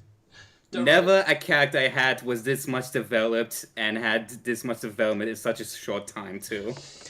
Don't worry. The funny thing is the party doesn't know any of this development. Yeah, I know. Well, the thing, one NPC knows. uh-huh. Does Lightning Blitz know that Alexandra is pregnant? Pardon? What was that? Oh, you mean Lightning Alexandra's Streak? pregnant. Or Lightning Streak, yeah. I believe she No, does. Yeah. not Lightning Blitz. That's a completely different person. Yeah. Yeah, she was there at the wedding when Alex was offered. Yeah, she was there when we brought Lashtada back. There was, I mean, I'm not sure exactly what Lightning's reaction was at that, but she does know. Would you guys like to find out what items you're getting first, or would you like to do the resurrection first? I say we do the resurrection first. That's what Yeah. Meadow would suggest. Katarina's Agreed. been waiting a long time. Yeah. Yes, Yeah, that's the items can wait. Yeah. That's fine. I wanted to give you guys the options what you wanted to do first. All right. So, what you are taken down into is one of the lower chambers. Those of you who have a good sense of direction when you're underground, which I don't think is anybody. Yeah, I was gonna say yeah. Definitely not Alex. But you reckon you would, well, let's go with, you're told you are directly under the entrance hall. where the author's book sits, and you're in a large chamber which has many runes carved into the floor, as well as a number of plinths which are around the circle, which also are inscribed and have various different iconography on there, representing different. Each column represents a different deity as they stand in the circle.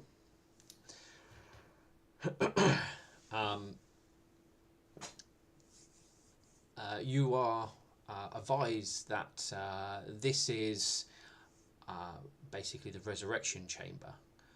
It's only used for the more stronger spells to help focus the energy and to contain it, as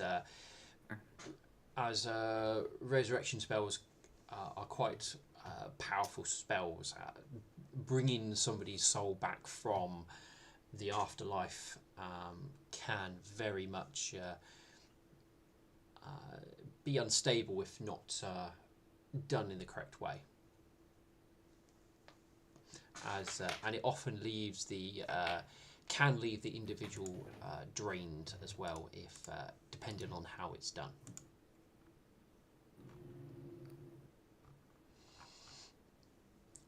To the side, there is a number of things set out that will be utilised as part of the ceremony. Many of them are more symbiotic, not symbiotic. What's the word, Matt? Symbolic. Yeah, symbolic rather than actually required for the spell itself, as it's as you can, anyone with any understanding of magic, you can get away with doing this out in the field and it being a little bit more of a less a spectacle as this is what it appears it might be, but obviously this shows that it's treated as a rare and special event when it's done. As generally speaking, most common folk will not be blessed enough to have something like this done to them.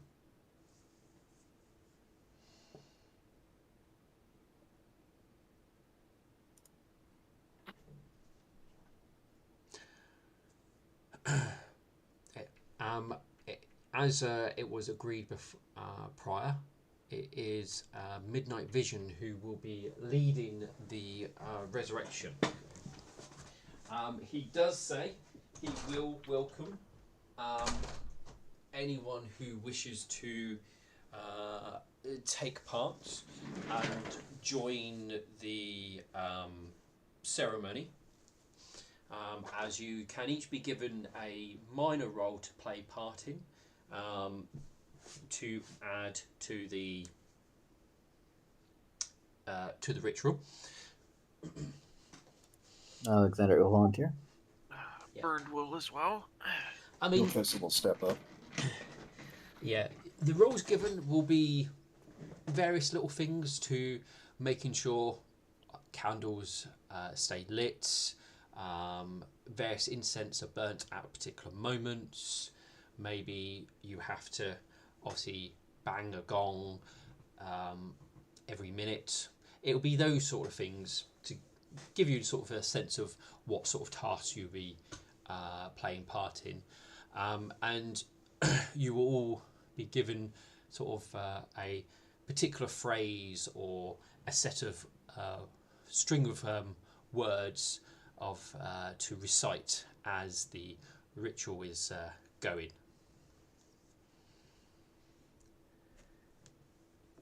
So it's like every ritual man has ever made. Got it. Yeah, in a sense.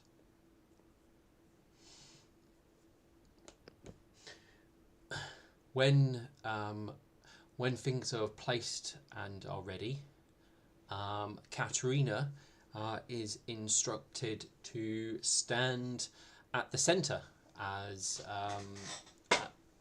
it is tradition to place the focus of the this ritual at the centre of the rune in this room, and he's asked to obviously remain there until it's finished, as it's rare that they have an individual who can actually get up and still walk around.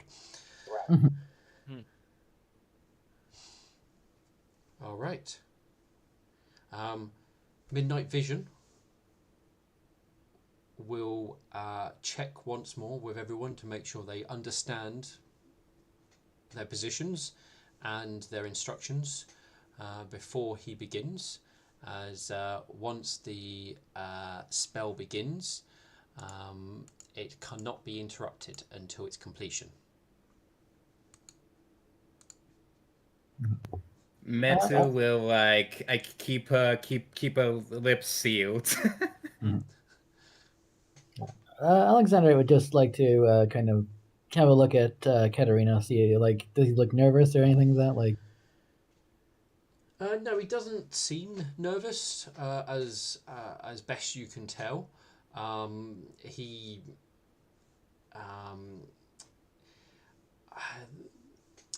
it's a little bit hard to sort of pin down exactly what you think he's what emotion he's portraying, as you feel like he is definitely putting on a strong face for it. So he's definitely I can do a sense motive if that would. yeah, you can. Sure. Blind, I'm guessing.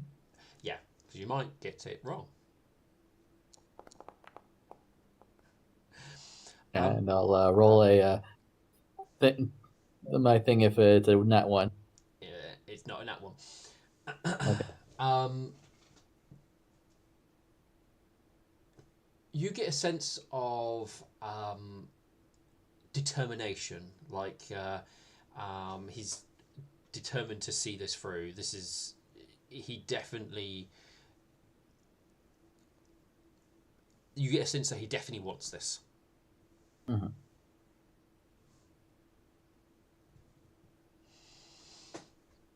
All right. Alexander. Mm-hmm. Whichever one of you was given control over the gong, you strike it to begin to signal the begin of the ceremony, as Midnight Vision begins the casting of the spell. If anyone wishes to add in little bits of flavour or give a little bit of a stronger sense of what they're doing, then by all means.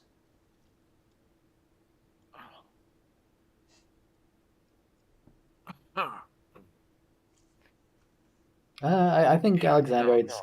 Oh, sorry. Go. You go. No, go on ahead. Yeah. I'm just like zoned out a little bit. I'm Yeah. trying. I think Alexander, it's just kind of like putting a hoof on the combined symbol of the Sun Queen and Blaze, kind of praying for success for this. The pillars aren't quite that close together where you could do that, I'm afraid. Not one I thought the symbols on his breastplate was like a combined thing. Oh, sorry, the breastplate. I thought you meant the pillars in the room. Yeah. Ignore me then. Yeah, no. No, that's fair enough.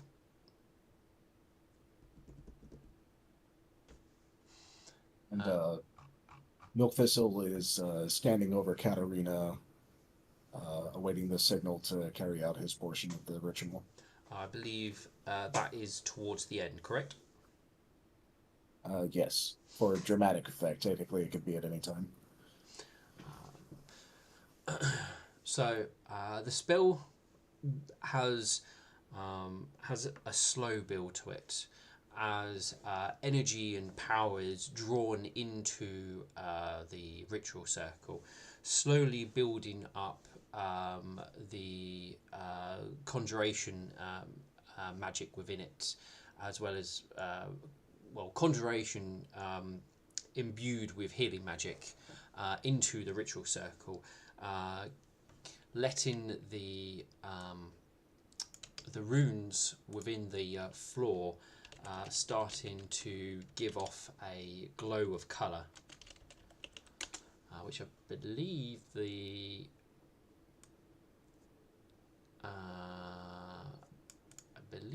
it is, it gives off a sort of a very hint of blue, but more of a vibrant white to it, as it starts to have a building aspect to it. And it lighting up the floor, and you do see that same light sort of start to sort of wind and wrap around the pillars as it kind of climbs up into the ceiling.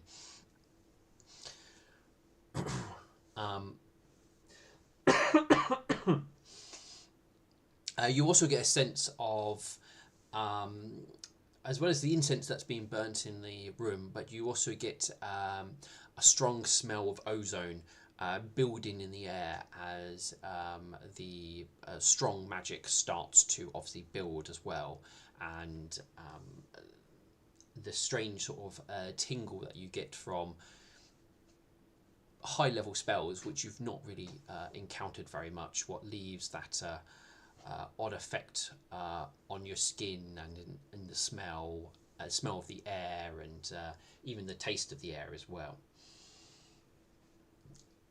The whole time, Midnight Vision is very much standing at the sort of there's no central point in this, but standing sort of more close to where the nightmare pillar is, speaking in a very loud, commanding voice. You're certain that you're certain he does not need the acoustics of this room to help heighten his voice, as you've heard him speak before, and he can very easily do it without this room with its very attuned acoustics to allow, no matter where you're standing, to hear the arcane words being spoken aloud. As the spell sort of starts to build to the climax, you start to see a change in the colours, as the white looks like it's been drawn in. You're seeing black being drawn out from Katerina. Milkthistle, if you want to give your climatic moment. So Milkthistle, with his hoof over the chest of Katerina, stares deeply into him, and then he will cast Heal upon Katerina.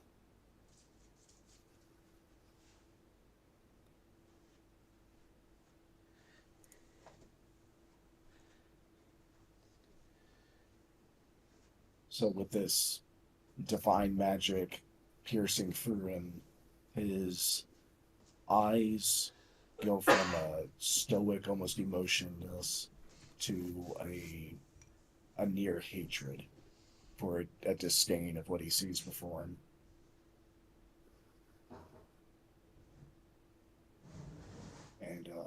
And the positive energy just rips through what is Katerina's undead body as it bursts into flame and falls into ash gently onto the table. And then Milkthistle will step away right as the ritual is reaching its climax, and he will say, Loca infama nocte, animae in nebula,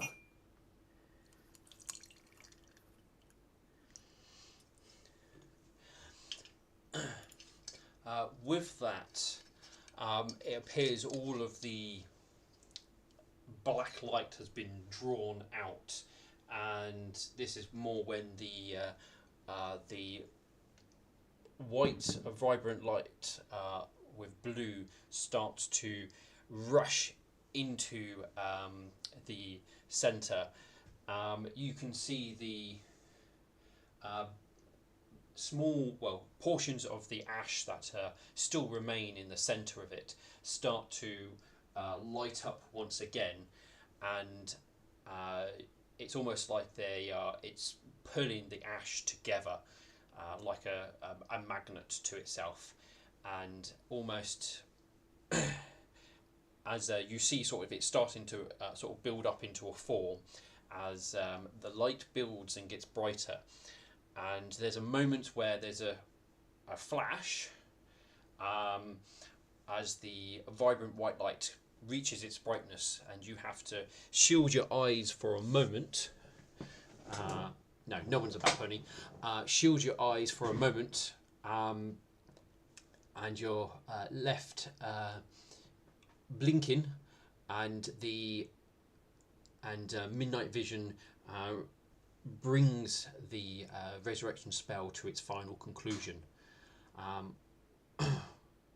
There's still in the air hangs that sort of taste and smell of ozone, and you still see little sort of orbs of light slowly sort of descending down into the floor, and as it hits the floor they sort of vanish out of existence. And once your eyesight returns mere moments later, you can see a Katerina stood there once again at the centre, looking how you always kind of knew his the form he dressed himself in, but I should mention before the ritual he took off the disguise, so he stood there in his true form, so he would better see straight away. He is once again himself in his flesh.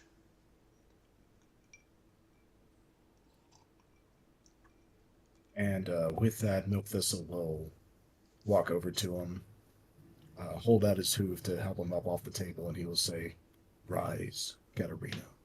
Rise and be as you were meant to be."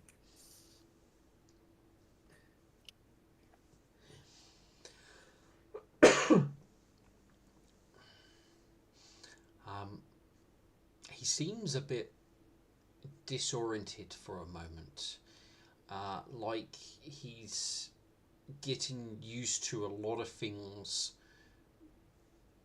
working that he's never really noticed he never had, and weird things like having to breathe, as he'd never really thought about that before. You're now breathing manually. Yeah. Breathe in and out. Breathe in and out. Things like blinking, and he's got a better sense of taste and smell now compared to what he has. He feels hungry, which is probably even a weird sensation as well.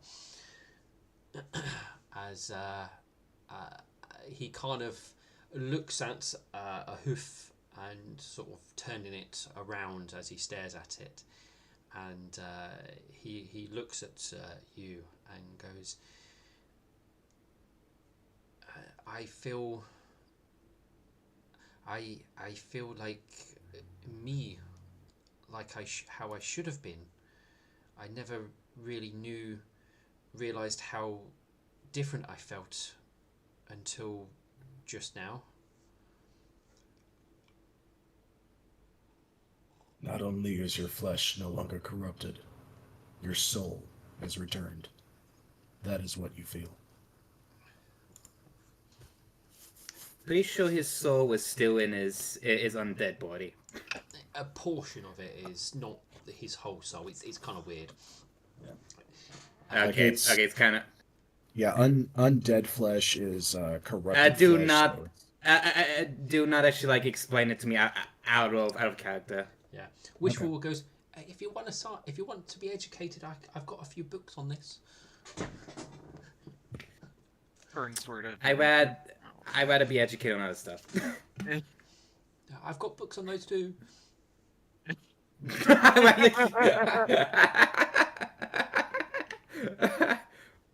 let's see.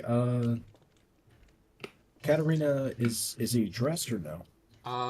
He would be wearing a robe for this sort of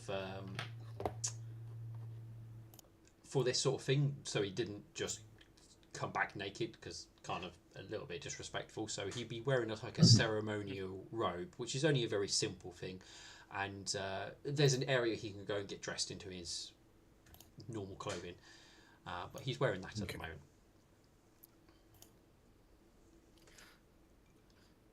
Well, now that you've returned, Katarina, you mentioned you were hungry. I'll prepare a feast for you.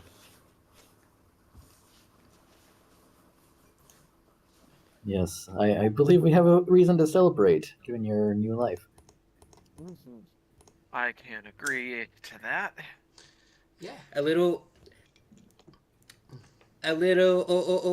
advice. I try to avoid drinking like too much rum. It's I almost, mean, it's I think- almost like it's your sorry. second birthday. Honestly, I think the real advice here is don't overeat. It's not healthy. Wow. I mean, anything in small portions is good, but Yes. don't overindulge in anything, basically. I believe the saying's everything in moderation. Yeah, thank you. Yeah, that was player being derp. Oh well. Wishful corrected Right. you. Yeah. Well, well, your character's also derp, so it works. I think we're all derp at certain moments. Says you. You're not the one with 15 to your intelligence. Or 17 to your intelligence. Yeah, no, I have 15. Never mind. My intelligence isn't too bad. It's a 14, so. Never mind. It was a 17. I was wrong. Well, Katerina goes, well, I have an intelligence of 22. Son Oh, of God. a. As he Maybe that's just fun numbers. pushes up his glasses. But anyway. That was actually like before I knew you can enhance your stats over 20. Yeah. Yeah, Pathfinder 1 allows you to do that. Alright, Yeah. so... Now I know that. Katerina, there is an area Katerina can go to help himself adjust. That is often a sort of a quiet section for those recently resurrected to help recenter themselves, as sometimes some have been off this plane of existence for many years, and it just allows them to get used to themselves and everything. So Katerina is given a moment to go and adjust, and Midnight Vision will say, this will be an excellent moment prior to you preparing your feast to come to the armory. Very well.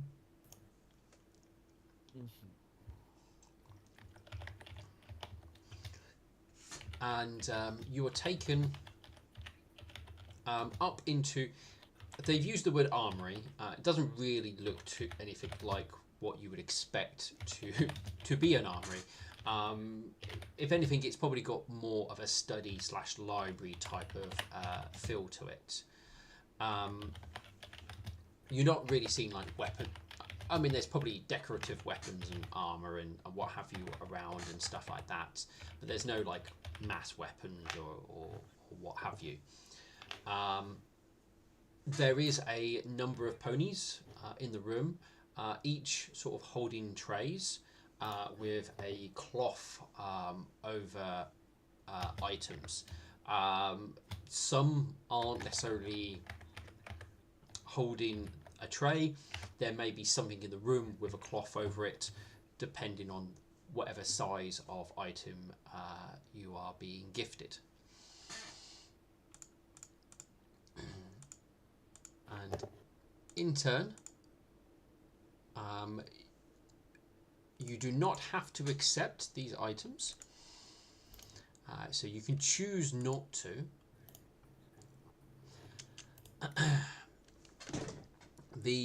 What's the catch of accepting items? I have them here. I'm just seeing what order. Should I just start from? Let's just go from the top and work my way down. It's probably the best way. All right. Yeah. So, the first tray is brought over, and you have, as they pull the cloth off, there is a belt on there. This is a large brass belt. Has 3 panels depicting scenes of battle on them. This isn't quite what you... Some of them are actual battles of war. Some of them look like ponies arguing over books and knowledge and things like that. And others are like, looks like mighty heroes fighting off various creatures like dragons or demons and like that on it. You were advised that this is known as the Belt of Fallen Heroes. You are told once per day, on command, the wearer can summon the spirit of a hero of one of the depicted battles. This spirit acts as a spiritual ally, though unlike the force created by that spell, the summoned hero is not entirely mindless. Whether or not the summoned hero is active, you are also granted insight into battle, as it seems that the heroes locked into the belt give the wearer knowledge of the ensuing battle, as well as warnings and advice. Basically, you gain a +1 insight bonus to all saving throws while wearing it. Okay. As well as being able to summon good. this. Just real quick, can I roll knowledge local to see if I recognize any of the heroes? You're not really going to be able to tell. It's not something you can really depict very well on the belt, because it's quite small and you can't really get a lot of details into them.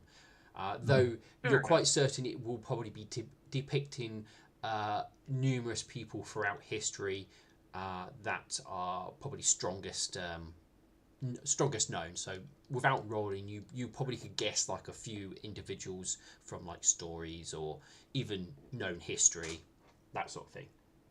All right, that's very fair. Who would like this dropped on their character sheet? I don't know which of us would get the most use out of it. What I can do is no. I was hoping. Can I put it in a chest? That you guys. I kind of like want to hear what the others offer before deciding who gets what. Yeah, that's very fair. All right.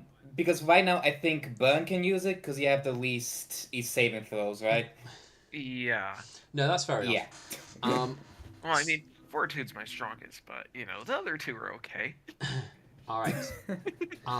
The next tray comes up, and as the cloth is taken off, you see a bracelet that is adorned with 7 coral beads carved in intricate designs. You're informed that these are known as the bracelets of second chances.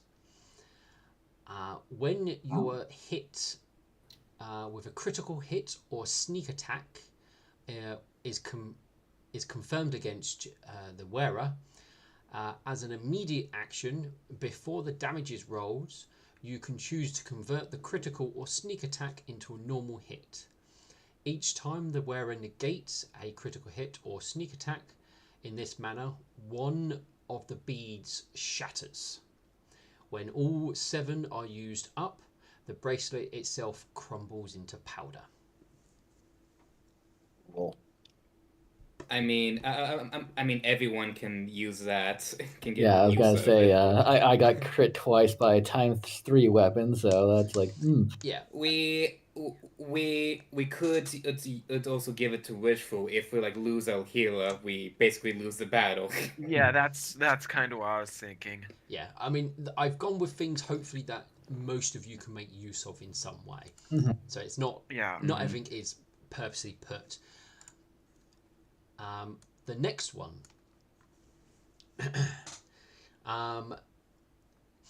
As this one comes up to you, there's the strong smell of brimstone, and you're pretty certain there's smoke coming out of the falling off underneath the cloth as the pony comes over to you. Pulling off this sheet, you are shown 4 horseshoes. These horseshoes are made of blackened steel and seem to be stamped with inferno symbols, and as well as images of horrific and torturous steeds of darkened hues. You're quite certain. milk this. Oh. Sorry, please finish. Yeah, you're quite certain it is definitely this, giving off a smell of brimstone, as though they have been crafted in some hellish forge.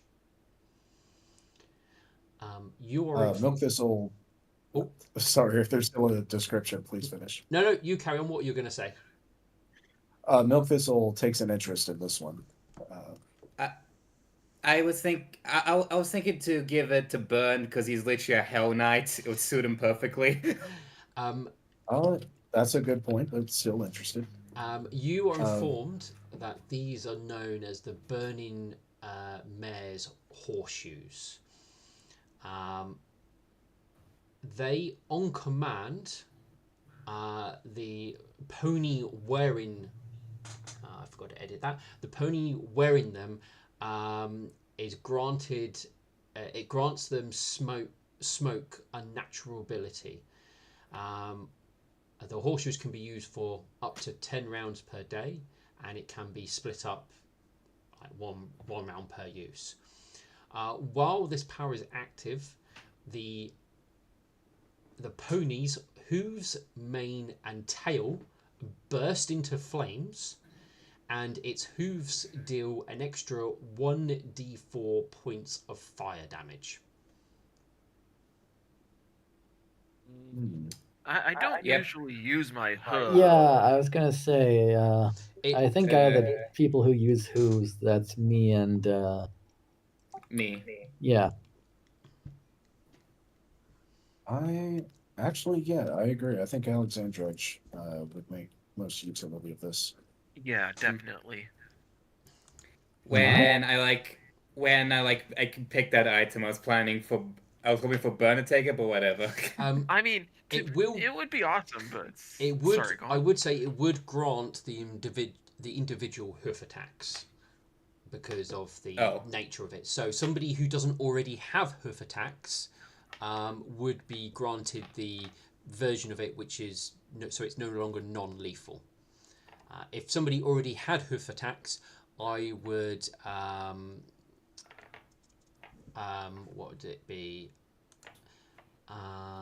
They would increase the dice size by 1. So instead of it being what you guys roll 1d4, or was it 1d6? Before for hitting the Yeah. Okay, so it's basically just a straight up upgrade from the hoof items I already have. Yeah. If you've already got hoof attacks, it will Basically. upgrade them. Yeah. If you don't, then it will give it to you. Yeah. The next one, again, it's brought over and a cloth is revealed. And what you see is a crown of steel and gold projects an aura of menacing power. You're informed that this is the crown of conquest. And the individual who wears this is granted a bonus, basically a +4 bonus on intimidation checks whenever they confirm a crit. The crown creates a prayer effect centered on the crown's wearer at caster level 5. If the wearer of the crown has the leadership feat, he gains a +1 bonus to his leadership score, and any followers or cohorts of the wearer gains a +1 bonus on attack rolls and saving attack rolls and saving throws against fear effects while in line of sight of the wearer. Yeah, that sounds like a Can- burned item. Yeah, Most definitely. Yeah. Funny, I was listening to that description. I'm like, okay, that's tempting. Very, very tempting. You know me too well, guys. Yeah, and then I heard like, oh, leadership. Well, hey, look who has that. Steel, Plus- the only one that's allowed to have it. I mean, Plus, Thunderclap loves to be inspired. Yeah, definitely. all right. The next item is brought over, and the cloth is removed and reveals a cloth cord made with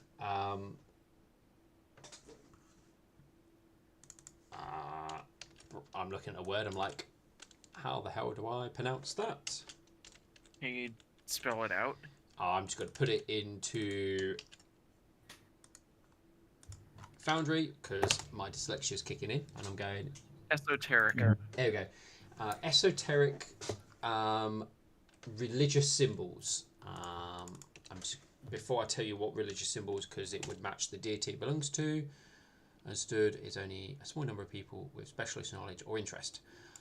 Okay, so you're uncertain what type of holy religious symbols, because it's obviously a little bit obscure. But Wishful Pen, being the knowledgeable in these things, will quietly whisper that they are of the Moon Princess. So the symbols hold holding this roughly cut glintering prism in places. You're informed that a person with lay on hands can direct one use of their energy into the crystal, which stores it until the wearer speaks a command word to release it. Releasing the energies targets the wearer with the stored lay on hands effects, as if touched by the person who infused the crystal with its power. The crystal can contain, as I said, a single use of lay on hands feature. When it's filled with this magic, it begins to glow with a pearly white light. Is it glowing right now? No, it is not currently glowing. Okay. Sadly, I think the only one who has lay on hands now is Steel. All he Yes. all he needs to do is charge it. Anyone can wear it. Oh, okay. It How does is. it? Oh, sorry. How I is think it charged? would like. Oh, What was it, Milk? by I was asking, how do you charge it? You just cast. by using Yeah, you just yeah cast by lay on using hands, lay on hands on it. Yeah. and it will charge it. So whoever's got lay on hands will use one of their points up to put it into that, and then as a standard action, you can release this as a healing effect. Yeah, it's a Geo crystal. Can it be charged with negative energy? As long as it's a lay on hands effect, yes. Okay. Might hold that in our back pocket just in case it comes out. Metal looks at that with like interest, not because of legend, because of its ability to heal. Yeah, I was gonna say probably someone who can't heal, but that would be nice to have. I mean, I have a ridiculous amount of a heal check, so. It's more of it will give you HP back basically. Yeah. But remember, I did state it does take a standard action to use. Alright. So that is the only downside of it. It's not like an instant reaction or anything like that. Yeah. That's fair. The next item that is brought over is a rather peculiar one. What you see is 2 iron rings, each about 18 inches in diameter, and you are informed that these are known as ring gates. You are told you're informed that the rings must be on the same plane of existence and within 100 miles of each other to function. Whatever is put through one ring comes out the other, and up to 100 pounds of material can be transferred each day. Yes. Objects only partially pushed through and then retracted do not count. This useful device allows for interchange transport of items or messages or even attacks. A character can reach through, grab things near the other ring, or even stab a weapon through if so desired. Alternatively, a character could stick their head through, look around. A spellcaster can even cast spells through the rings. A small creature can actually attempt a escape artist check to squeeze through, and obviously tiny and even smaller creatures can just go for it. Definitely sounds like a wishful or milk item to me. I would very much like this item because I brought this up I think 3 years ago with you, Steel. This would be a great item. This is 3 years. That's a long time to wait for an item. well. Well, I mean, it's been a long time of scheming, you see. Yeah. But don't worry, the item will be used to the benefit of the party. I promise. I mean, Okay, guys, I know what we use this item for. We put one ring in the boss layer, and we put the other outside. We go outside, and we get Katarina to just manufacture nothing but bombs and shove them inside. That's how we cheese the boss. I will point out it works 2 ways. Oh, I know. Does the rings have like a charge to them? Yeah, you can put a maximum of 100 pounds of material can be transported each day. Okay, there we go. And how much does each bomb weigh? Well, speaking of bombs, Burn, did we ever confirm if the bomb you're currently hiding in your lair can have shrink cast on it? We got rid of that. The bomb? Yeah. Yeah. What did we do with it? We gave it to Silver Dream. Oh, yeah, you're right. Okay. Yeah. Because it was going to go off. They have the ways to repair it and to keep it from going kaboom. Yeah, I remember now. Thank you. Now they have a dangerous item at their disposal. I mean, they already had one, so. Yeah. I mean. Now they have more. It's basically like one got hurt. It's basically like Russia getting more nukes. Well, the ones already had. like with Russia with nukes, it's a weapon that's so powerful you can't use it because it would be like a mutually assured destruction kind of weapon. Yeah, whoever went off and set it off wouldn't make it out. And we've also confirmed that the stag lord is not able to be damaged through regular means. Well, you well, realise now agreed. with the stag lord that you've attacked basically what was it called, a projection, an avatar of him, basically, more than his physical self. You are going after his physical self. Yeah. Well, I was saying, agree to disagree, Milk. Anyway, we got more loot. Yes. The next one comes along and is a ring. And this looks... this ring is a little bit on the more kooky side. It's kind of circular, but it's sort of like got lots of like weird... It's circular, but it's got like weird twists, turns, and yeah, it's not your average looking ring. It stands out quite a bit, and even looks like it moves and twitches a little bit. You are informed that this is a ring of freedom of movement. Ooh, nice. Now that is useful. I could like use that. What does that do? I could use it. What is it? Yeah, it sounds like something I will be useful, but I just want to double check on the information. It essentially lets you wiggle your way out of anything that's grabbing a hold of you. Yeah, so... Yeah, like... put it this way, I'll give you the description. So this spell enables you or a creature... Well, you can't ignore the creature you touch because that's part of the spell, what it's from. You to move and attack normally for the duration of the effect, even under the influence of magic that would normally impair movement, such as paralysis, solid fog, slow, web. All combat maneuver checks made to grapple the target automatically fail.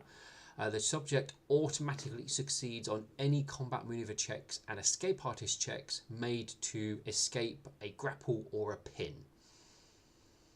Yeah, I can like definitely use that. Yeah, I was gonna say that's useful for everyone, but yeah, if you want that one, sure. Yeah, mostly because my charge would be just as overpowered with it. I would just say it probably belongs to a frontline fighter, because if we get like black tentacles cast on us, you're gonna be the ones hit. Yeah. All sorts of uses. Not to stop the flow, the next item comes along, and again, this one looks to be a ring. This one looks to be of a silvery white color. You're assuming it might be made out of some sort of white gold. But you're advised that the wearer of this benefits from invisibility, and it is a ring of invisibility. Well, everyone can use that. Yeah, though I think with the backline could probably use it the most. Yeah, definitely. This version of the invisibility is once you make an attack, you become visible again, and to activate the ring, you have to use a standard action to make yourself invisible. Actually, I think Wishel Penn could probably use that one the most, since she doesn't really make a lot of attacks. Yeah, I agree. Yeah, I'd recommend that as well, since if she needs to sneak around the battlefield, she can do it a lot more safely. Yep, that's the great. And I can scare, and I can sneak up on Burnt, and he won't even see me coming. What was that? Innuendo? Oh, okay then, Wishful. Keep your dirty thoughts to yourself. Yeah, Burned, he gives a laugh at that. All right. The next one is a rather longer tray, as the cloth is removed, revealing a sword the size of a bastard sword. You are informed that this is called the Sunblade, and despite it looking like a bastard sword, however, the Sunblade is wielded as if it was a short sword, with the with respect to weight and ease of use. In other words, the weapon appears to all viewers to be a bastard sword and deals the same sort of damage as bastard sword damage, but the wielder feels and reacts as if they were using a short sword. Also, Damn. any individual. Yeah, this one was my contribution. Yeah. Any individual. I was. Oh, Go ahead. yeah, any individual able to use either a bastard sword or a short sword with proficiency is proficient with the Sun's Blade. Likewise, weapon focus and specializations in short swords or bastard swords equally apply. In combat, the glowing golden blade of the weapon is equal to a. Let me just double check because I thought I edited. Yeah, okay, I did. Okay, so the weapon is equal to a +2 bastard sword, but it doesn't give enhancement bonus. It gives a +2 sacred bonus. But this is only against evil creatures. Against evil creatures, it's a +4 sacred bonus. Against negative plane creatures or undead creatures, the sword also deals double damage and is a ×3 on crit instead of the usual ×2. The blade also has a special sunlight power that once per day the wielder can swing the blade vigorously above his head while speaking a command word. The Sun's Blade then sheds a bright yellow radius that acts like bright light and affects creatures susceptible to light as if it was natural sunlight. The radius begins shining in a 10-foot radius around the sword wielder, and extends out at 5 feet per round for 10 rounds, therefore to create a globe of light with 60-foot radius. When the wielder stops swinging the sword, the radius fades to a dim glow, then persists for another minute before disappearing entirely. Now, this is the caveat for this one. All sun blades are of good alignment, and any evil creature attempting to wield one gains 1 negative level. The negative level remains as long as the sword is in the hand and disappears when the sword is no longer wielded. Definitely sounds like an Alexandrite weapon. I'm not to be honest, I didn't realize we were also against items for each other. I mean, I was thinking of suggesting that item, but I was like, no, this is way too overpowered, and it's still Nope, it's good. I'm gonna be honest. The first item I gave was even worse for overpoweredness. Oh my god. All right. Okay. The next item comes along again on there, and as it's pulled off, it looks like a unfettered shirt, though this shirt is quite the shirt. It looks like it's made out of many different types of animals, birds and reptiles, and all patchworked together. You were informed this shirt the shirt is cut in a style designed to avoid hindering the wearer's movements, And once per day, on command, the wielder can gain the benefits of freedom of movement for 10 minutes. Nice. Ooh, Yeah. very nice. Next item is brought along, and when it's revealed, is a vibrant purple prism ironstone. This crystalline stone always, and it's floating in the air as it's revealed. You're informed, I know this is all stuff about how it flies around your head, which it doesn't matter. She loses the benefits, the ironstone, yeah. Okay, so this particular iron stone stores 3 levels of spells as a ring of spell storing. Stored spells in this particular prism must be placed by a spellcaster, but can be used by anyone. So you can get somebody to cast a spell in there for you, and then anybody can make use of it. Damn. Ooh, nice. I need to. These ones always confuse me. It says stores 3 levels of spells. Now I don't know if that means up to level 3 or 3 different levels of spells. Because I think like I would read that as 3 different levels. Yeah, that's what I'm wondering, but I'll have to recheck it. But that's what it is. And the final item that is brought over to you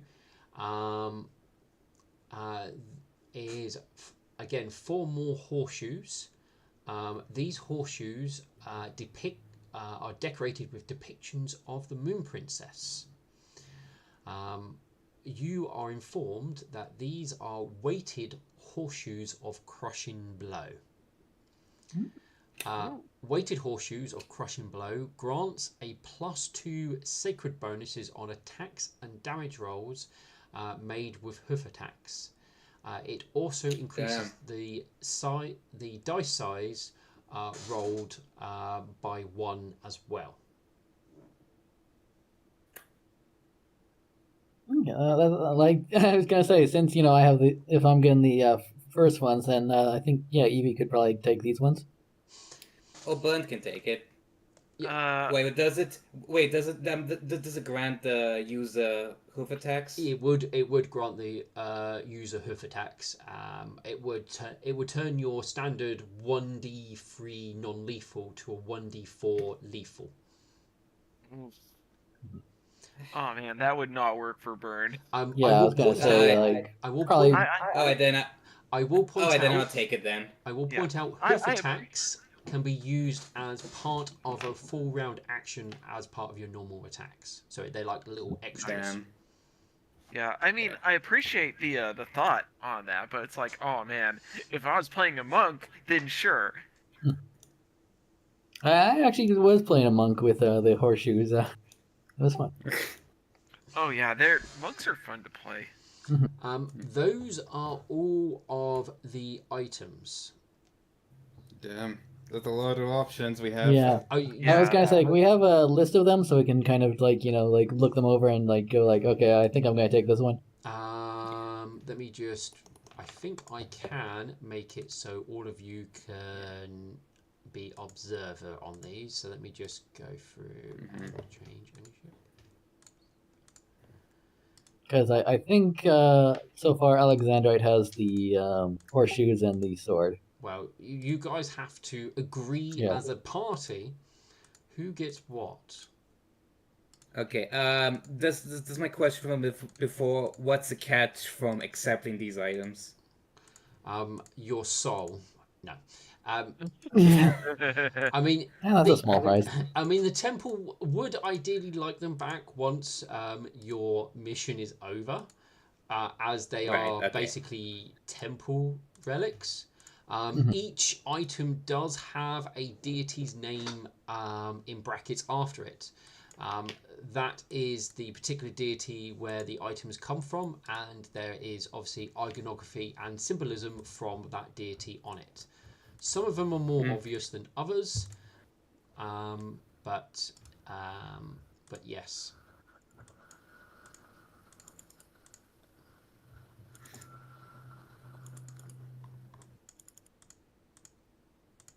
I'm so glad I'm off next Friday. I'm just actually like thinking in like if actually these are the items So that they didn't give to the army, I just can't imagine how powerful the items they did give to the army. I mean, they wouldn't necessarily give everything out to everybody because they would keep some in reserve for like final protection and that sort of thing. So, and also just giving like magical items to an army, not necessarily the best use. These sort of things are normally good for a strike team. All right. If you go to the briefcase, which is the one called items, and if you go to reward items, hopefully you can see them all. Okay. I see them. You should be able to click on them, and I'm hoping you'll be able to see the description of what it is. Okay. What actually was the horseshoes? We all agreed I should have crushing blow, right? Yeah, the weighted crushing blow ones. Yeah. Okay. I'll just take those if everyone's okay with that. Yeah, go for it.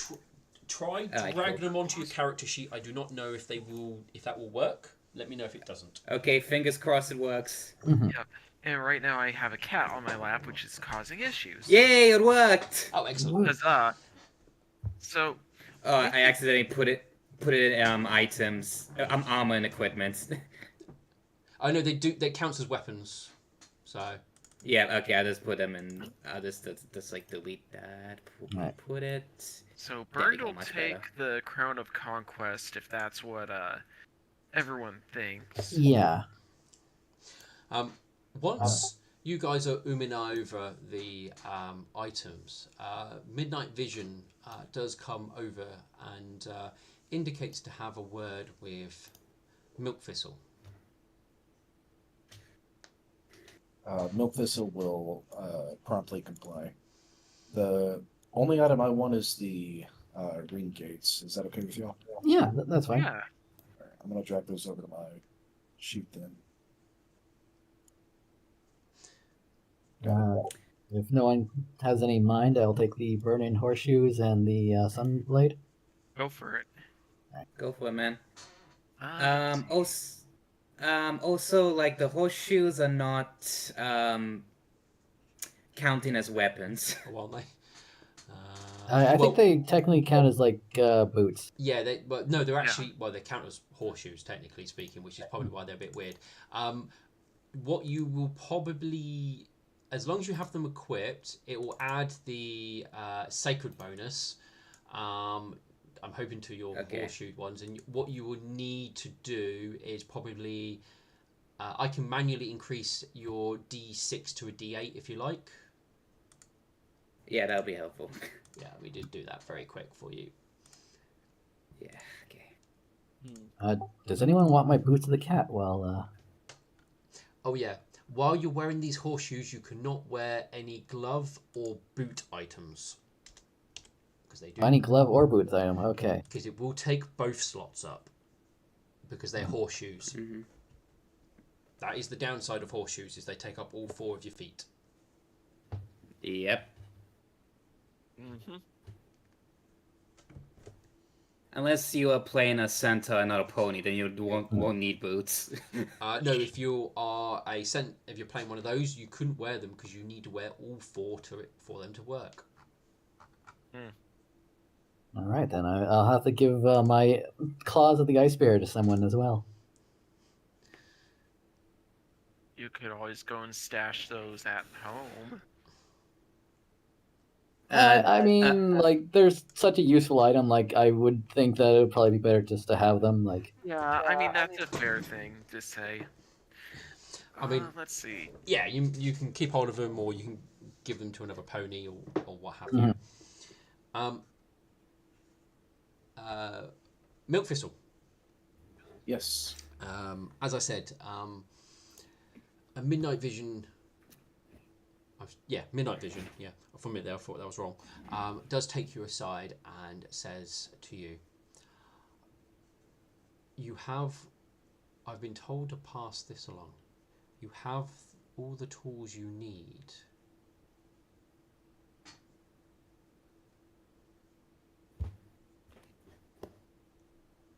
Milk Thistle ponders that for a moment. And then he looks at the ring gates. I think I'm coming to understand that is oftentimes the message that Nightmare wants me to hear. Every time I've sought out her wisdom and her guidance on a particular matter, she often remains silent.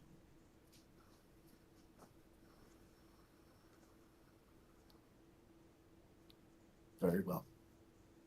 Thank you, High Priest. And Milk Thistle will, unfortunately, take the ring gates back to the tree and put them back.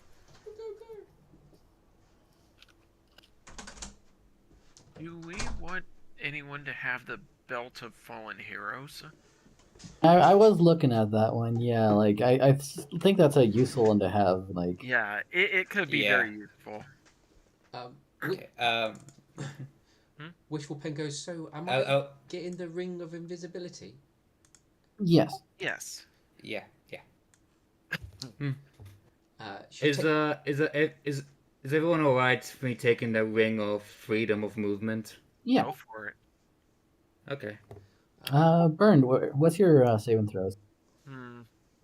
He's sort of like out of character. I'm like, oh god, there's so many. He sort of blinks a bit.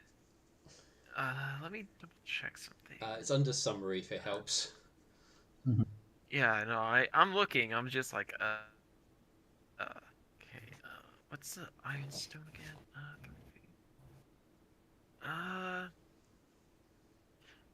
If need be, I could always take the Prism Iron Stone. We could always have like, because this thing's able to store out of character. This thing's able to store three spells, right? Mm-hmm. I'll have to recheck the wording on how Ring of Storing works, but yeah. Yeah. Yeah, definitely get back to me on that. If Alexandrite wants to take the Belt of Fallen Heroes, I could probably go with the Unfettered Shirt. Let me check this. I could take the Unfettered Shirt if anything, but is that just clothing or? That is a chest. It goes on your chest. Mm-hmm.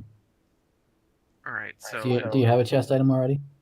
I don't think so. Okay. So I'll take that as well. Because it goes underneath my armor, I'm guessing, or like right on it. It will go underneath it. Mm-hmm. All right.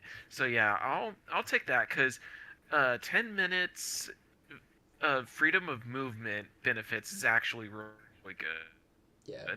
It's circumstantial, but when you know you're going to need it, you're going to need it. Yeah. All right, so I guess I'm taking the belt. Yeah, go for it. I mean, I trust you. I know we all trust one another. Yeah. All right. If no one has any complaints, I will. Remember, the items that say on command, that to command a magical item is a standard action. Yes. Yes. Okay. Hey, Bernd, and you should take the Crown of Conquest.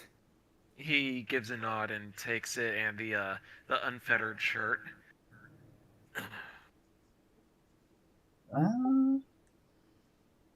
Be right back. All right. No worries. Oh yeah, you got the Unfettered Shirt. Right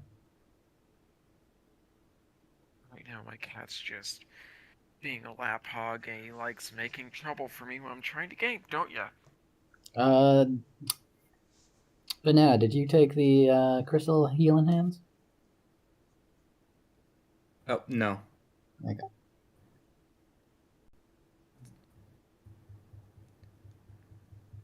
If you like Uh, want, if you like wanted, you can like take it. Otherwise, I'll take it. I'm good either or. You know, like no matter what, we have like an upfront person who can heal. Like Yeah, exactly. you just need to go to like Steel for the heal me, daddy. Oh dear God! Damn it, Dustin. For fuck. Yeah, and then if Burned wants to take the Ion Stone, then we have like two people who can potentially heal with Wishful, like putting spells in that. Yeah. Yeah, I mean that would be it. Yeah, he'll take that as well. I don't want to drag the whole list. What am I doing? Okay. I also say Wishful should take the bracelet of second chances. Yeah. If everyone Yeah. agreed to that. Yes. So she avoids those Um, crits. Yeah. Yes. And Milk Thistle put back the ring of gates, right? No, I believe Milk Thistle took the Ring of Gates. I think he's. Oh, I thought you put it back after what's his face said like you've already got things. I mean, double check when he returns. I might have misheard. Mm-hmm. Okay. Yeah. Milk, you there? Oh, he's gone. He had Yeah. to go BRB. Yeah. You know. Okay, I'm fair back. enough. Welcome back. Welcome back. Thank you. So did you return the ring of gates then? Yeah. Milk Thistle doesn't say anything, but he returns the rings to the tray. Okay. In that case, do you want a crystal of healing hands? Milk Thistle will look to Metal Banana. No, I have all the tools I need.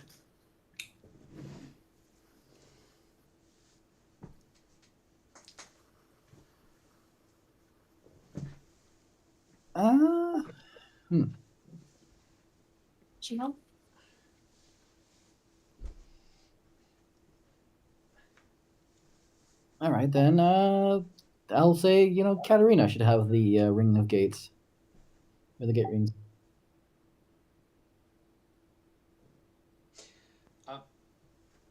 I will point out it's just you guys currently there, so Okay. so one of you can pop it on your sheet and then obviously gift it to somebody later on. Yeah, all right. Then I will take it and give it to Katarina. Since I'm sure he is smart enough to know what to do with.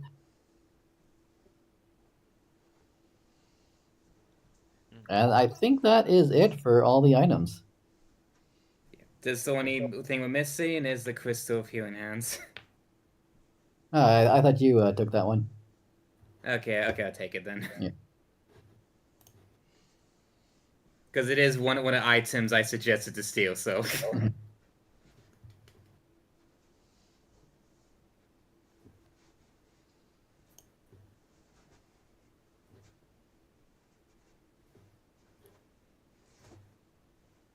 Milk Thistle has all the tools he needs. Alrighty. Out of character, I object. Out of character. The nightmare will be pleased with you, darling. And that's what's more important, but I still object. I was gonna I say. know. Sorry, go on. I know, like, the nightmare has a very elegant voice, but sometimes I just imagine her going like, I am pleased with your offering. She sounds like that. Yeah. I don't know. Sometimes I kind of picture the nightmare as the kind in that meme who says, "I always give my funniest battles to my silliest clowns." I forget how you make attacks in Foundry. / roll. No, Space. I know you can make like attacks with the weapons in your inventory. Oh, you're trying to make the what? What item is it you're trying to make attacks? The Sun Blade. You haven't got it in your actually, I just double clicked on your icon, which is probably not what I wanted to do. And now I've got to go and check Wishful's character sheet. Yep. Also before I forget, like last time, can I quickly get a +2 to my full plate because of the level thing? I think I might already. It might already be there. Let me check. No, it's not. I'm checked. It's not there. Well, because it's technically classed as part of your APB. It might be under that bonuses because I did go through and check everybody's. No, okay. Well, I just have my lance and to a +2. Okay, let's have a look at your armor then. Edit, details, enhancement bonus. There we go. Put it up by 2. Yeah. There would have been so many attacks that missed if I had that +2. There we go. Has your AC increased from what you knew it was? Yeah, it definitely increased. It was 23 before. Excellent. Okay. This quickly to switch my lance +2 to my bastard sword. Yep. Remember, you could do +1/+1 if you wanted. Well, I already have my knight's captain's lance, so. Yep. No, I'll just let you know that you can divide it up if you wanted to. Can I add it to the lance to the already magic item or no? Yeah. The idea of this enhancement, it's not the weapon that's got the enhancement. It's you personally. It represents you being able to use your equipment and your weapons better. So. Well, mechanically wise, that sounds fun. Roleplay wise, she is new to this new lance, so I would say she goes into the bastard sword because she's been using for that way longer. Okay, that's fine. I mean, in it all, it's still a lance, so it will still use and wield like a lance, but you now have a +2 on your bastard sword. Cool. Nice. Nice. Your lance anyway should have a +2 sacred bonus on it. Yeah, plus. Yep, already has it. Yeah. All right.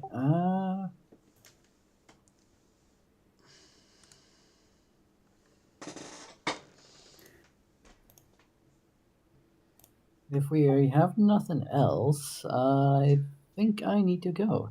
Yes. Same here. Milk Thistle, can I grab you a little bit afterwards, as there is something I kind of want to check with you first with things. I believe, yeah, things should be under control in the house for the next few minutes.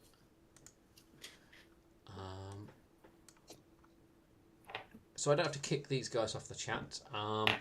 Go to steal the end time game and jump into the chat there, and I'll have a word with you there. All right. Well, if that's everything, thank you very much for joining us. We will see you next time on the End Times. Auf Wiedersehen. Have a great rest of the day. Goodbye, everyone. Ciao. Auf Wiedersehen.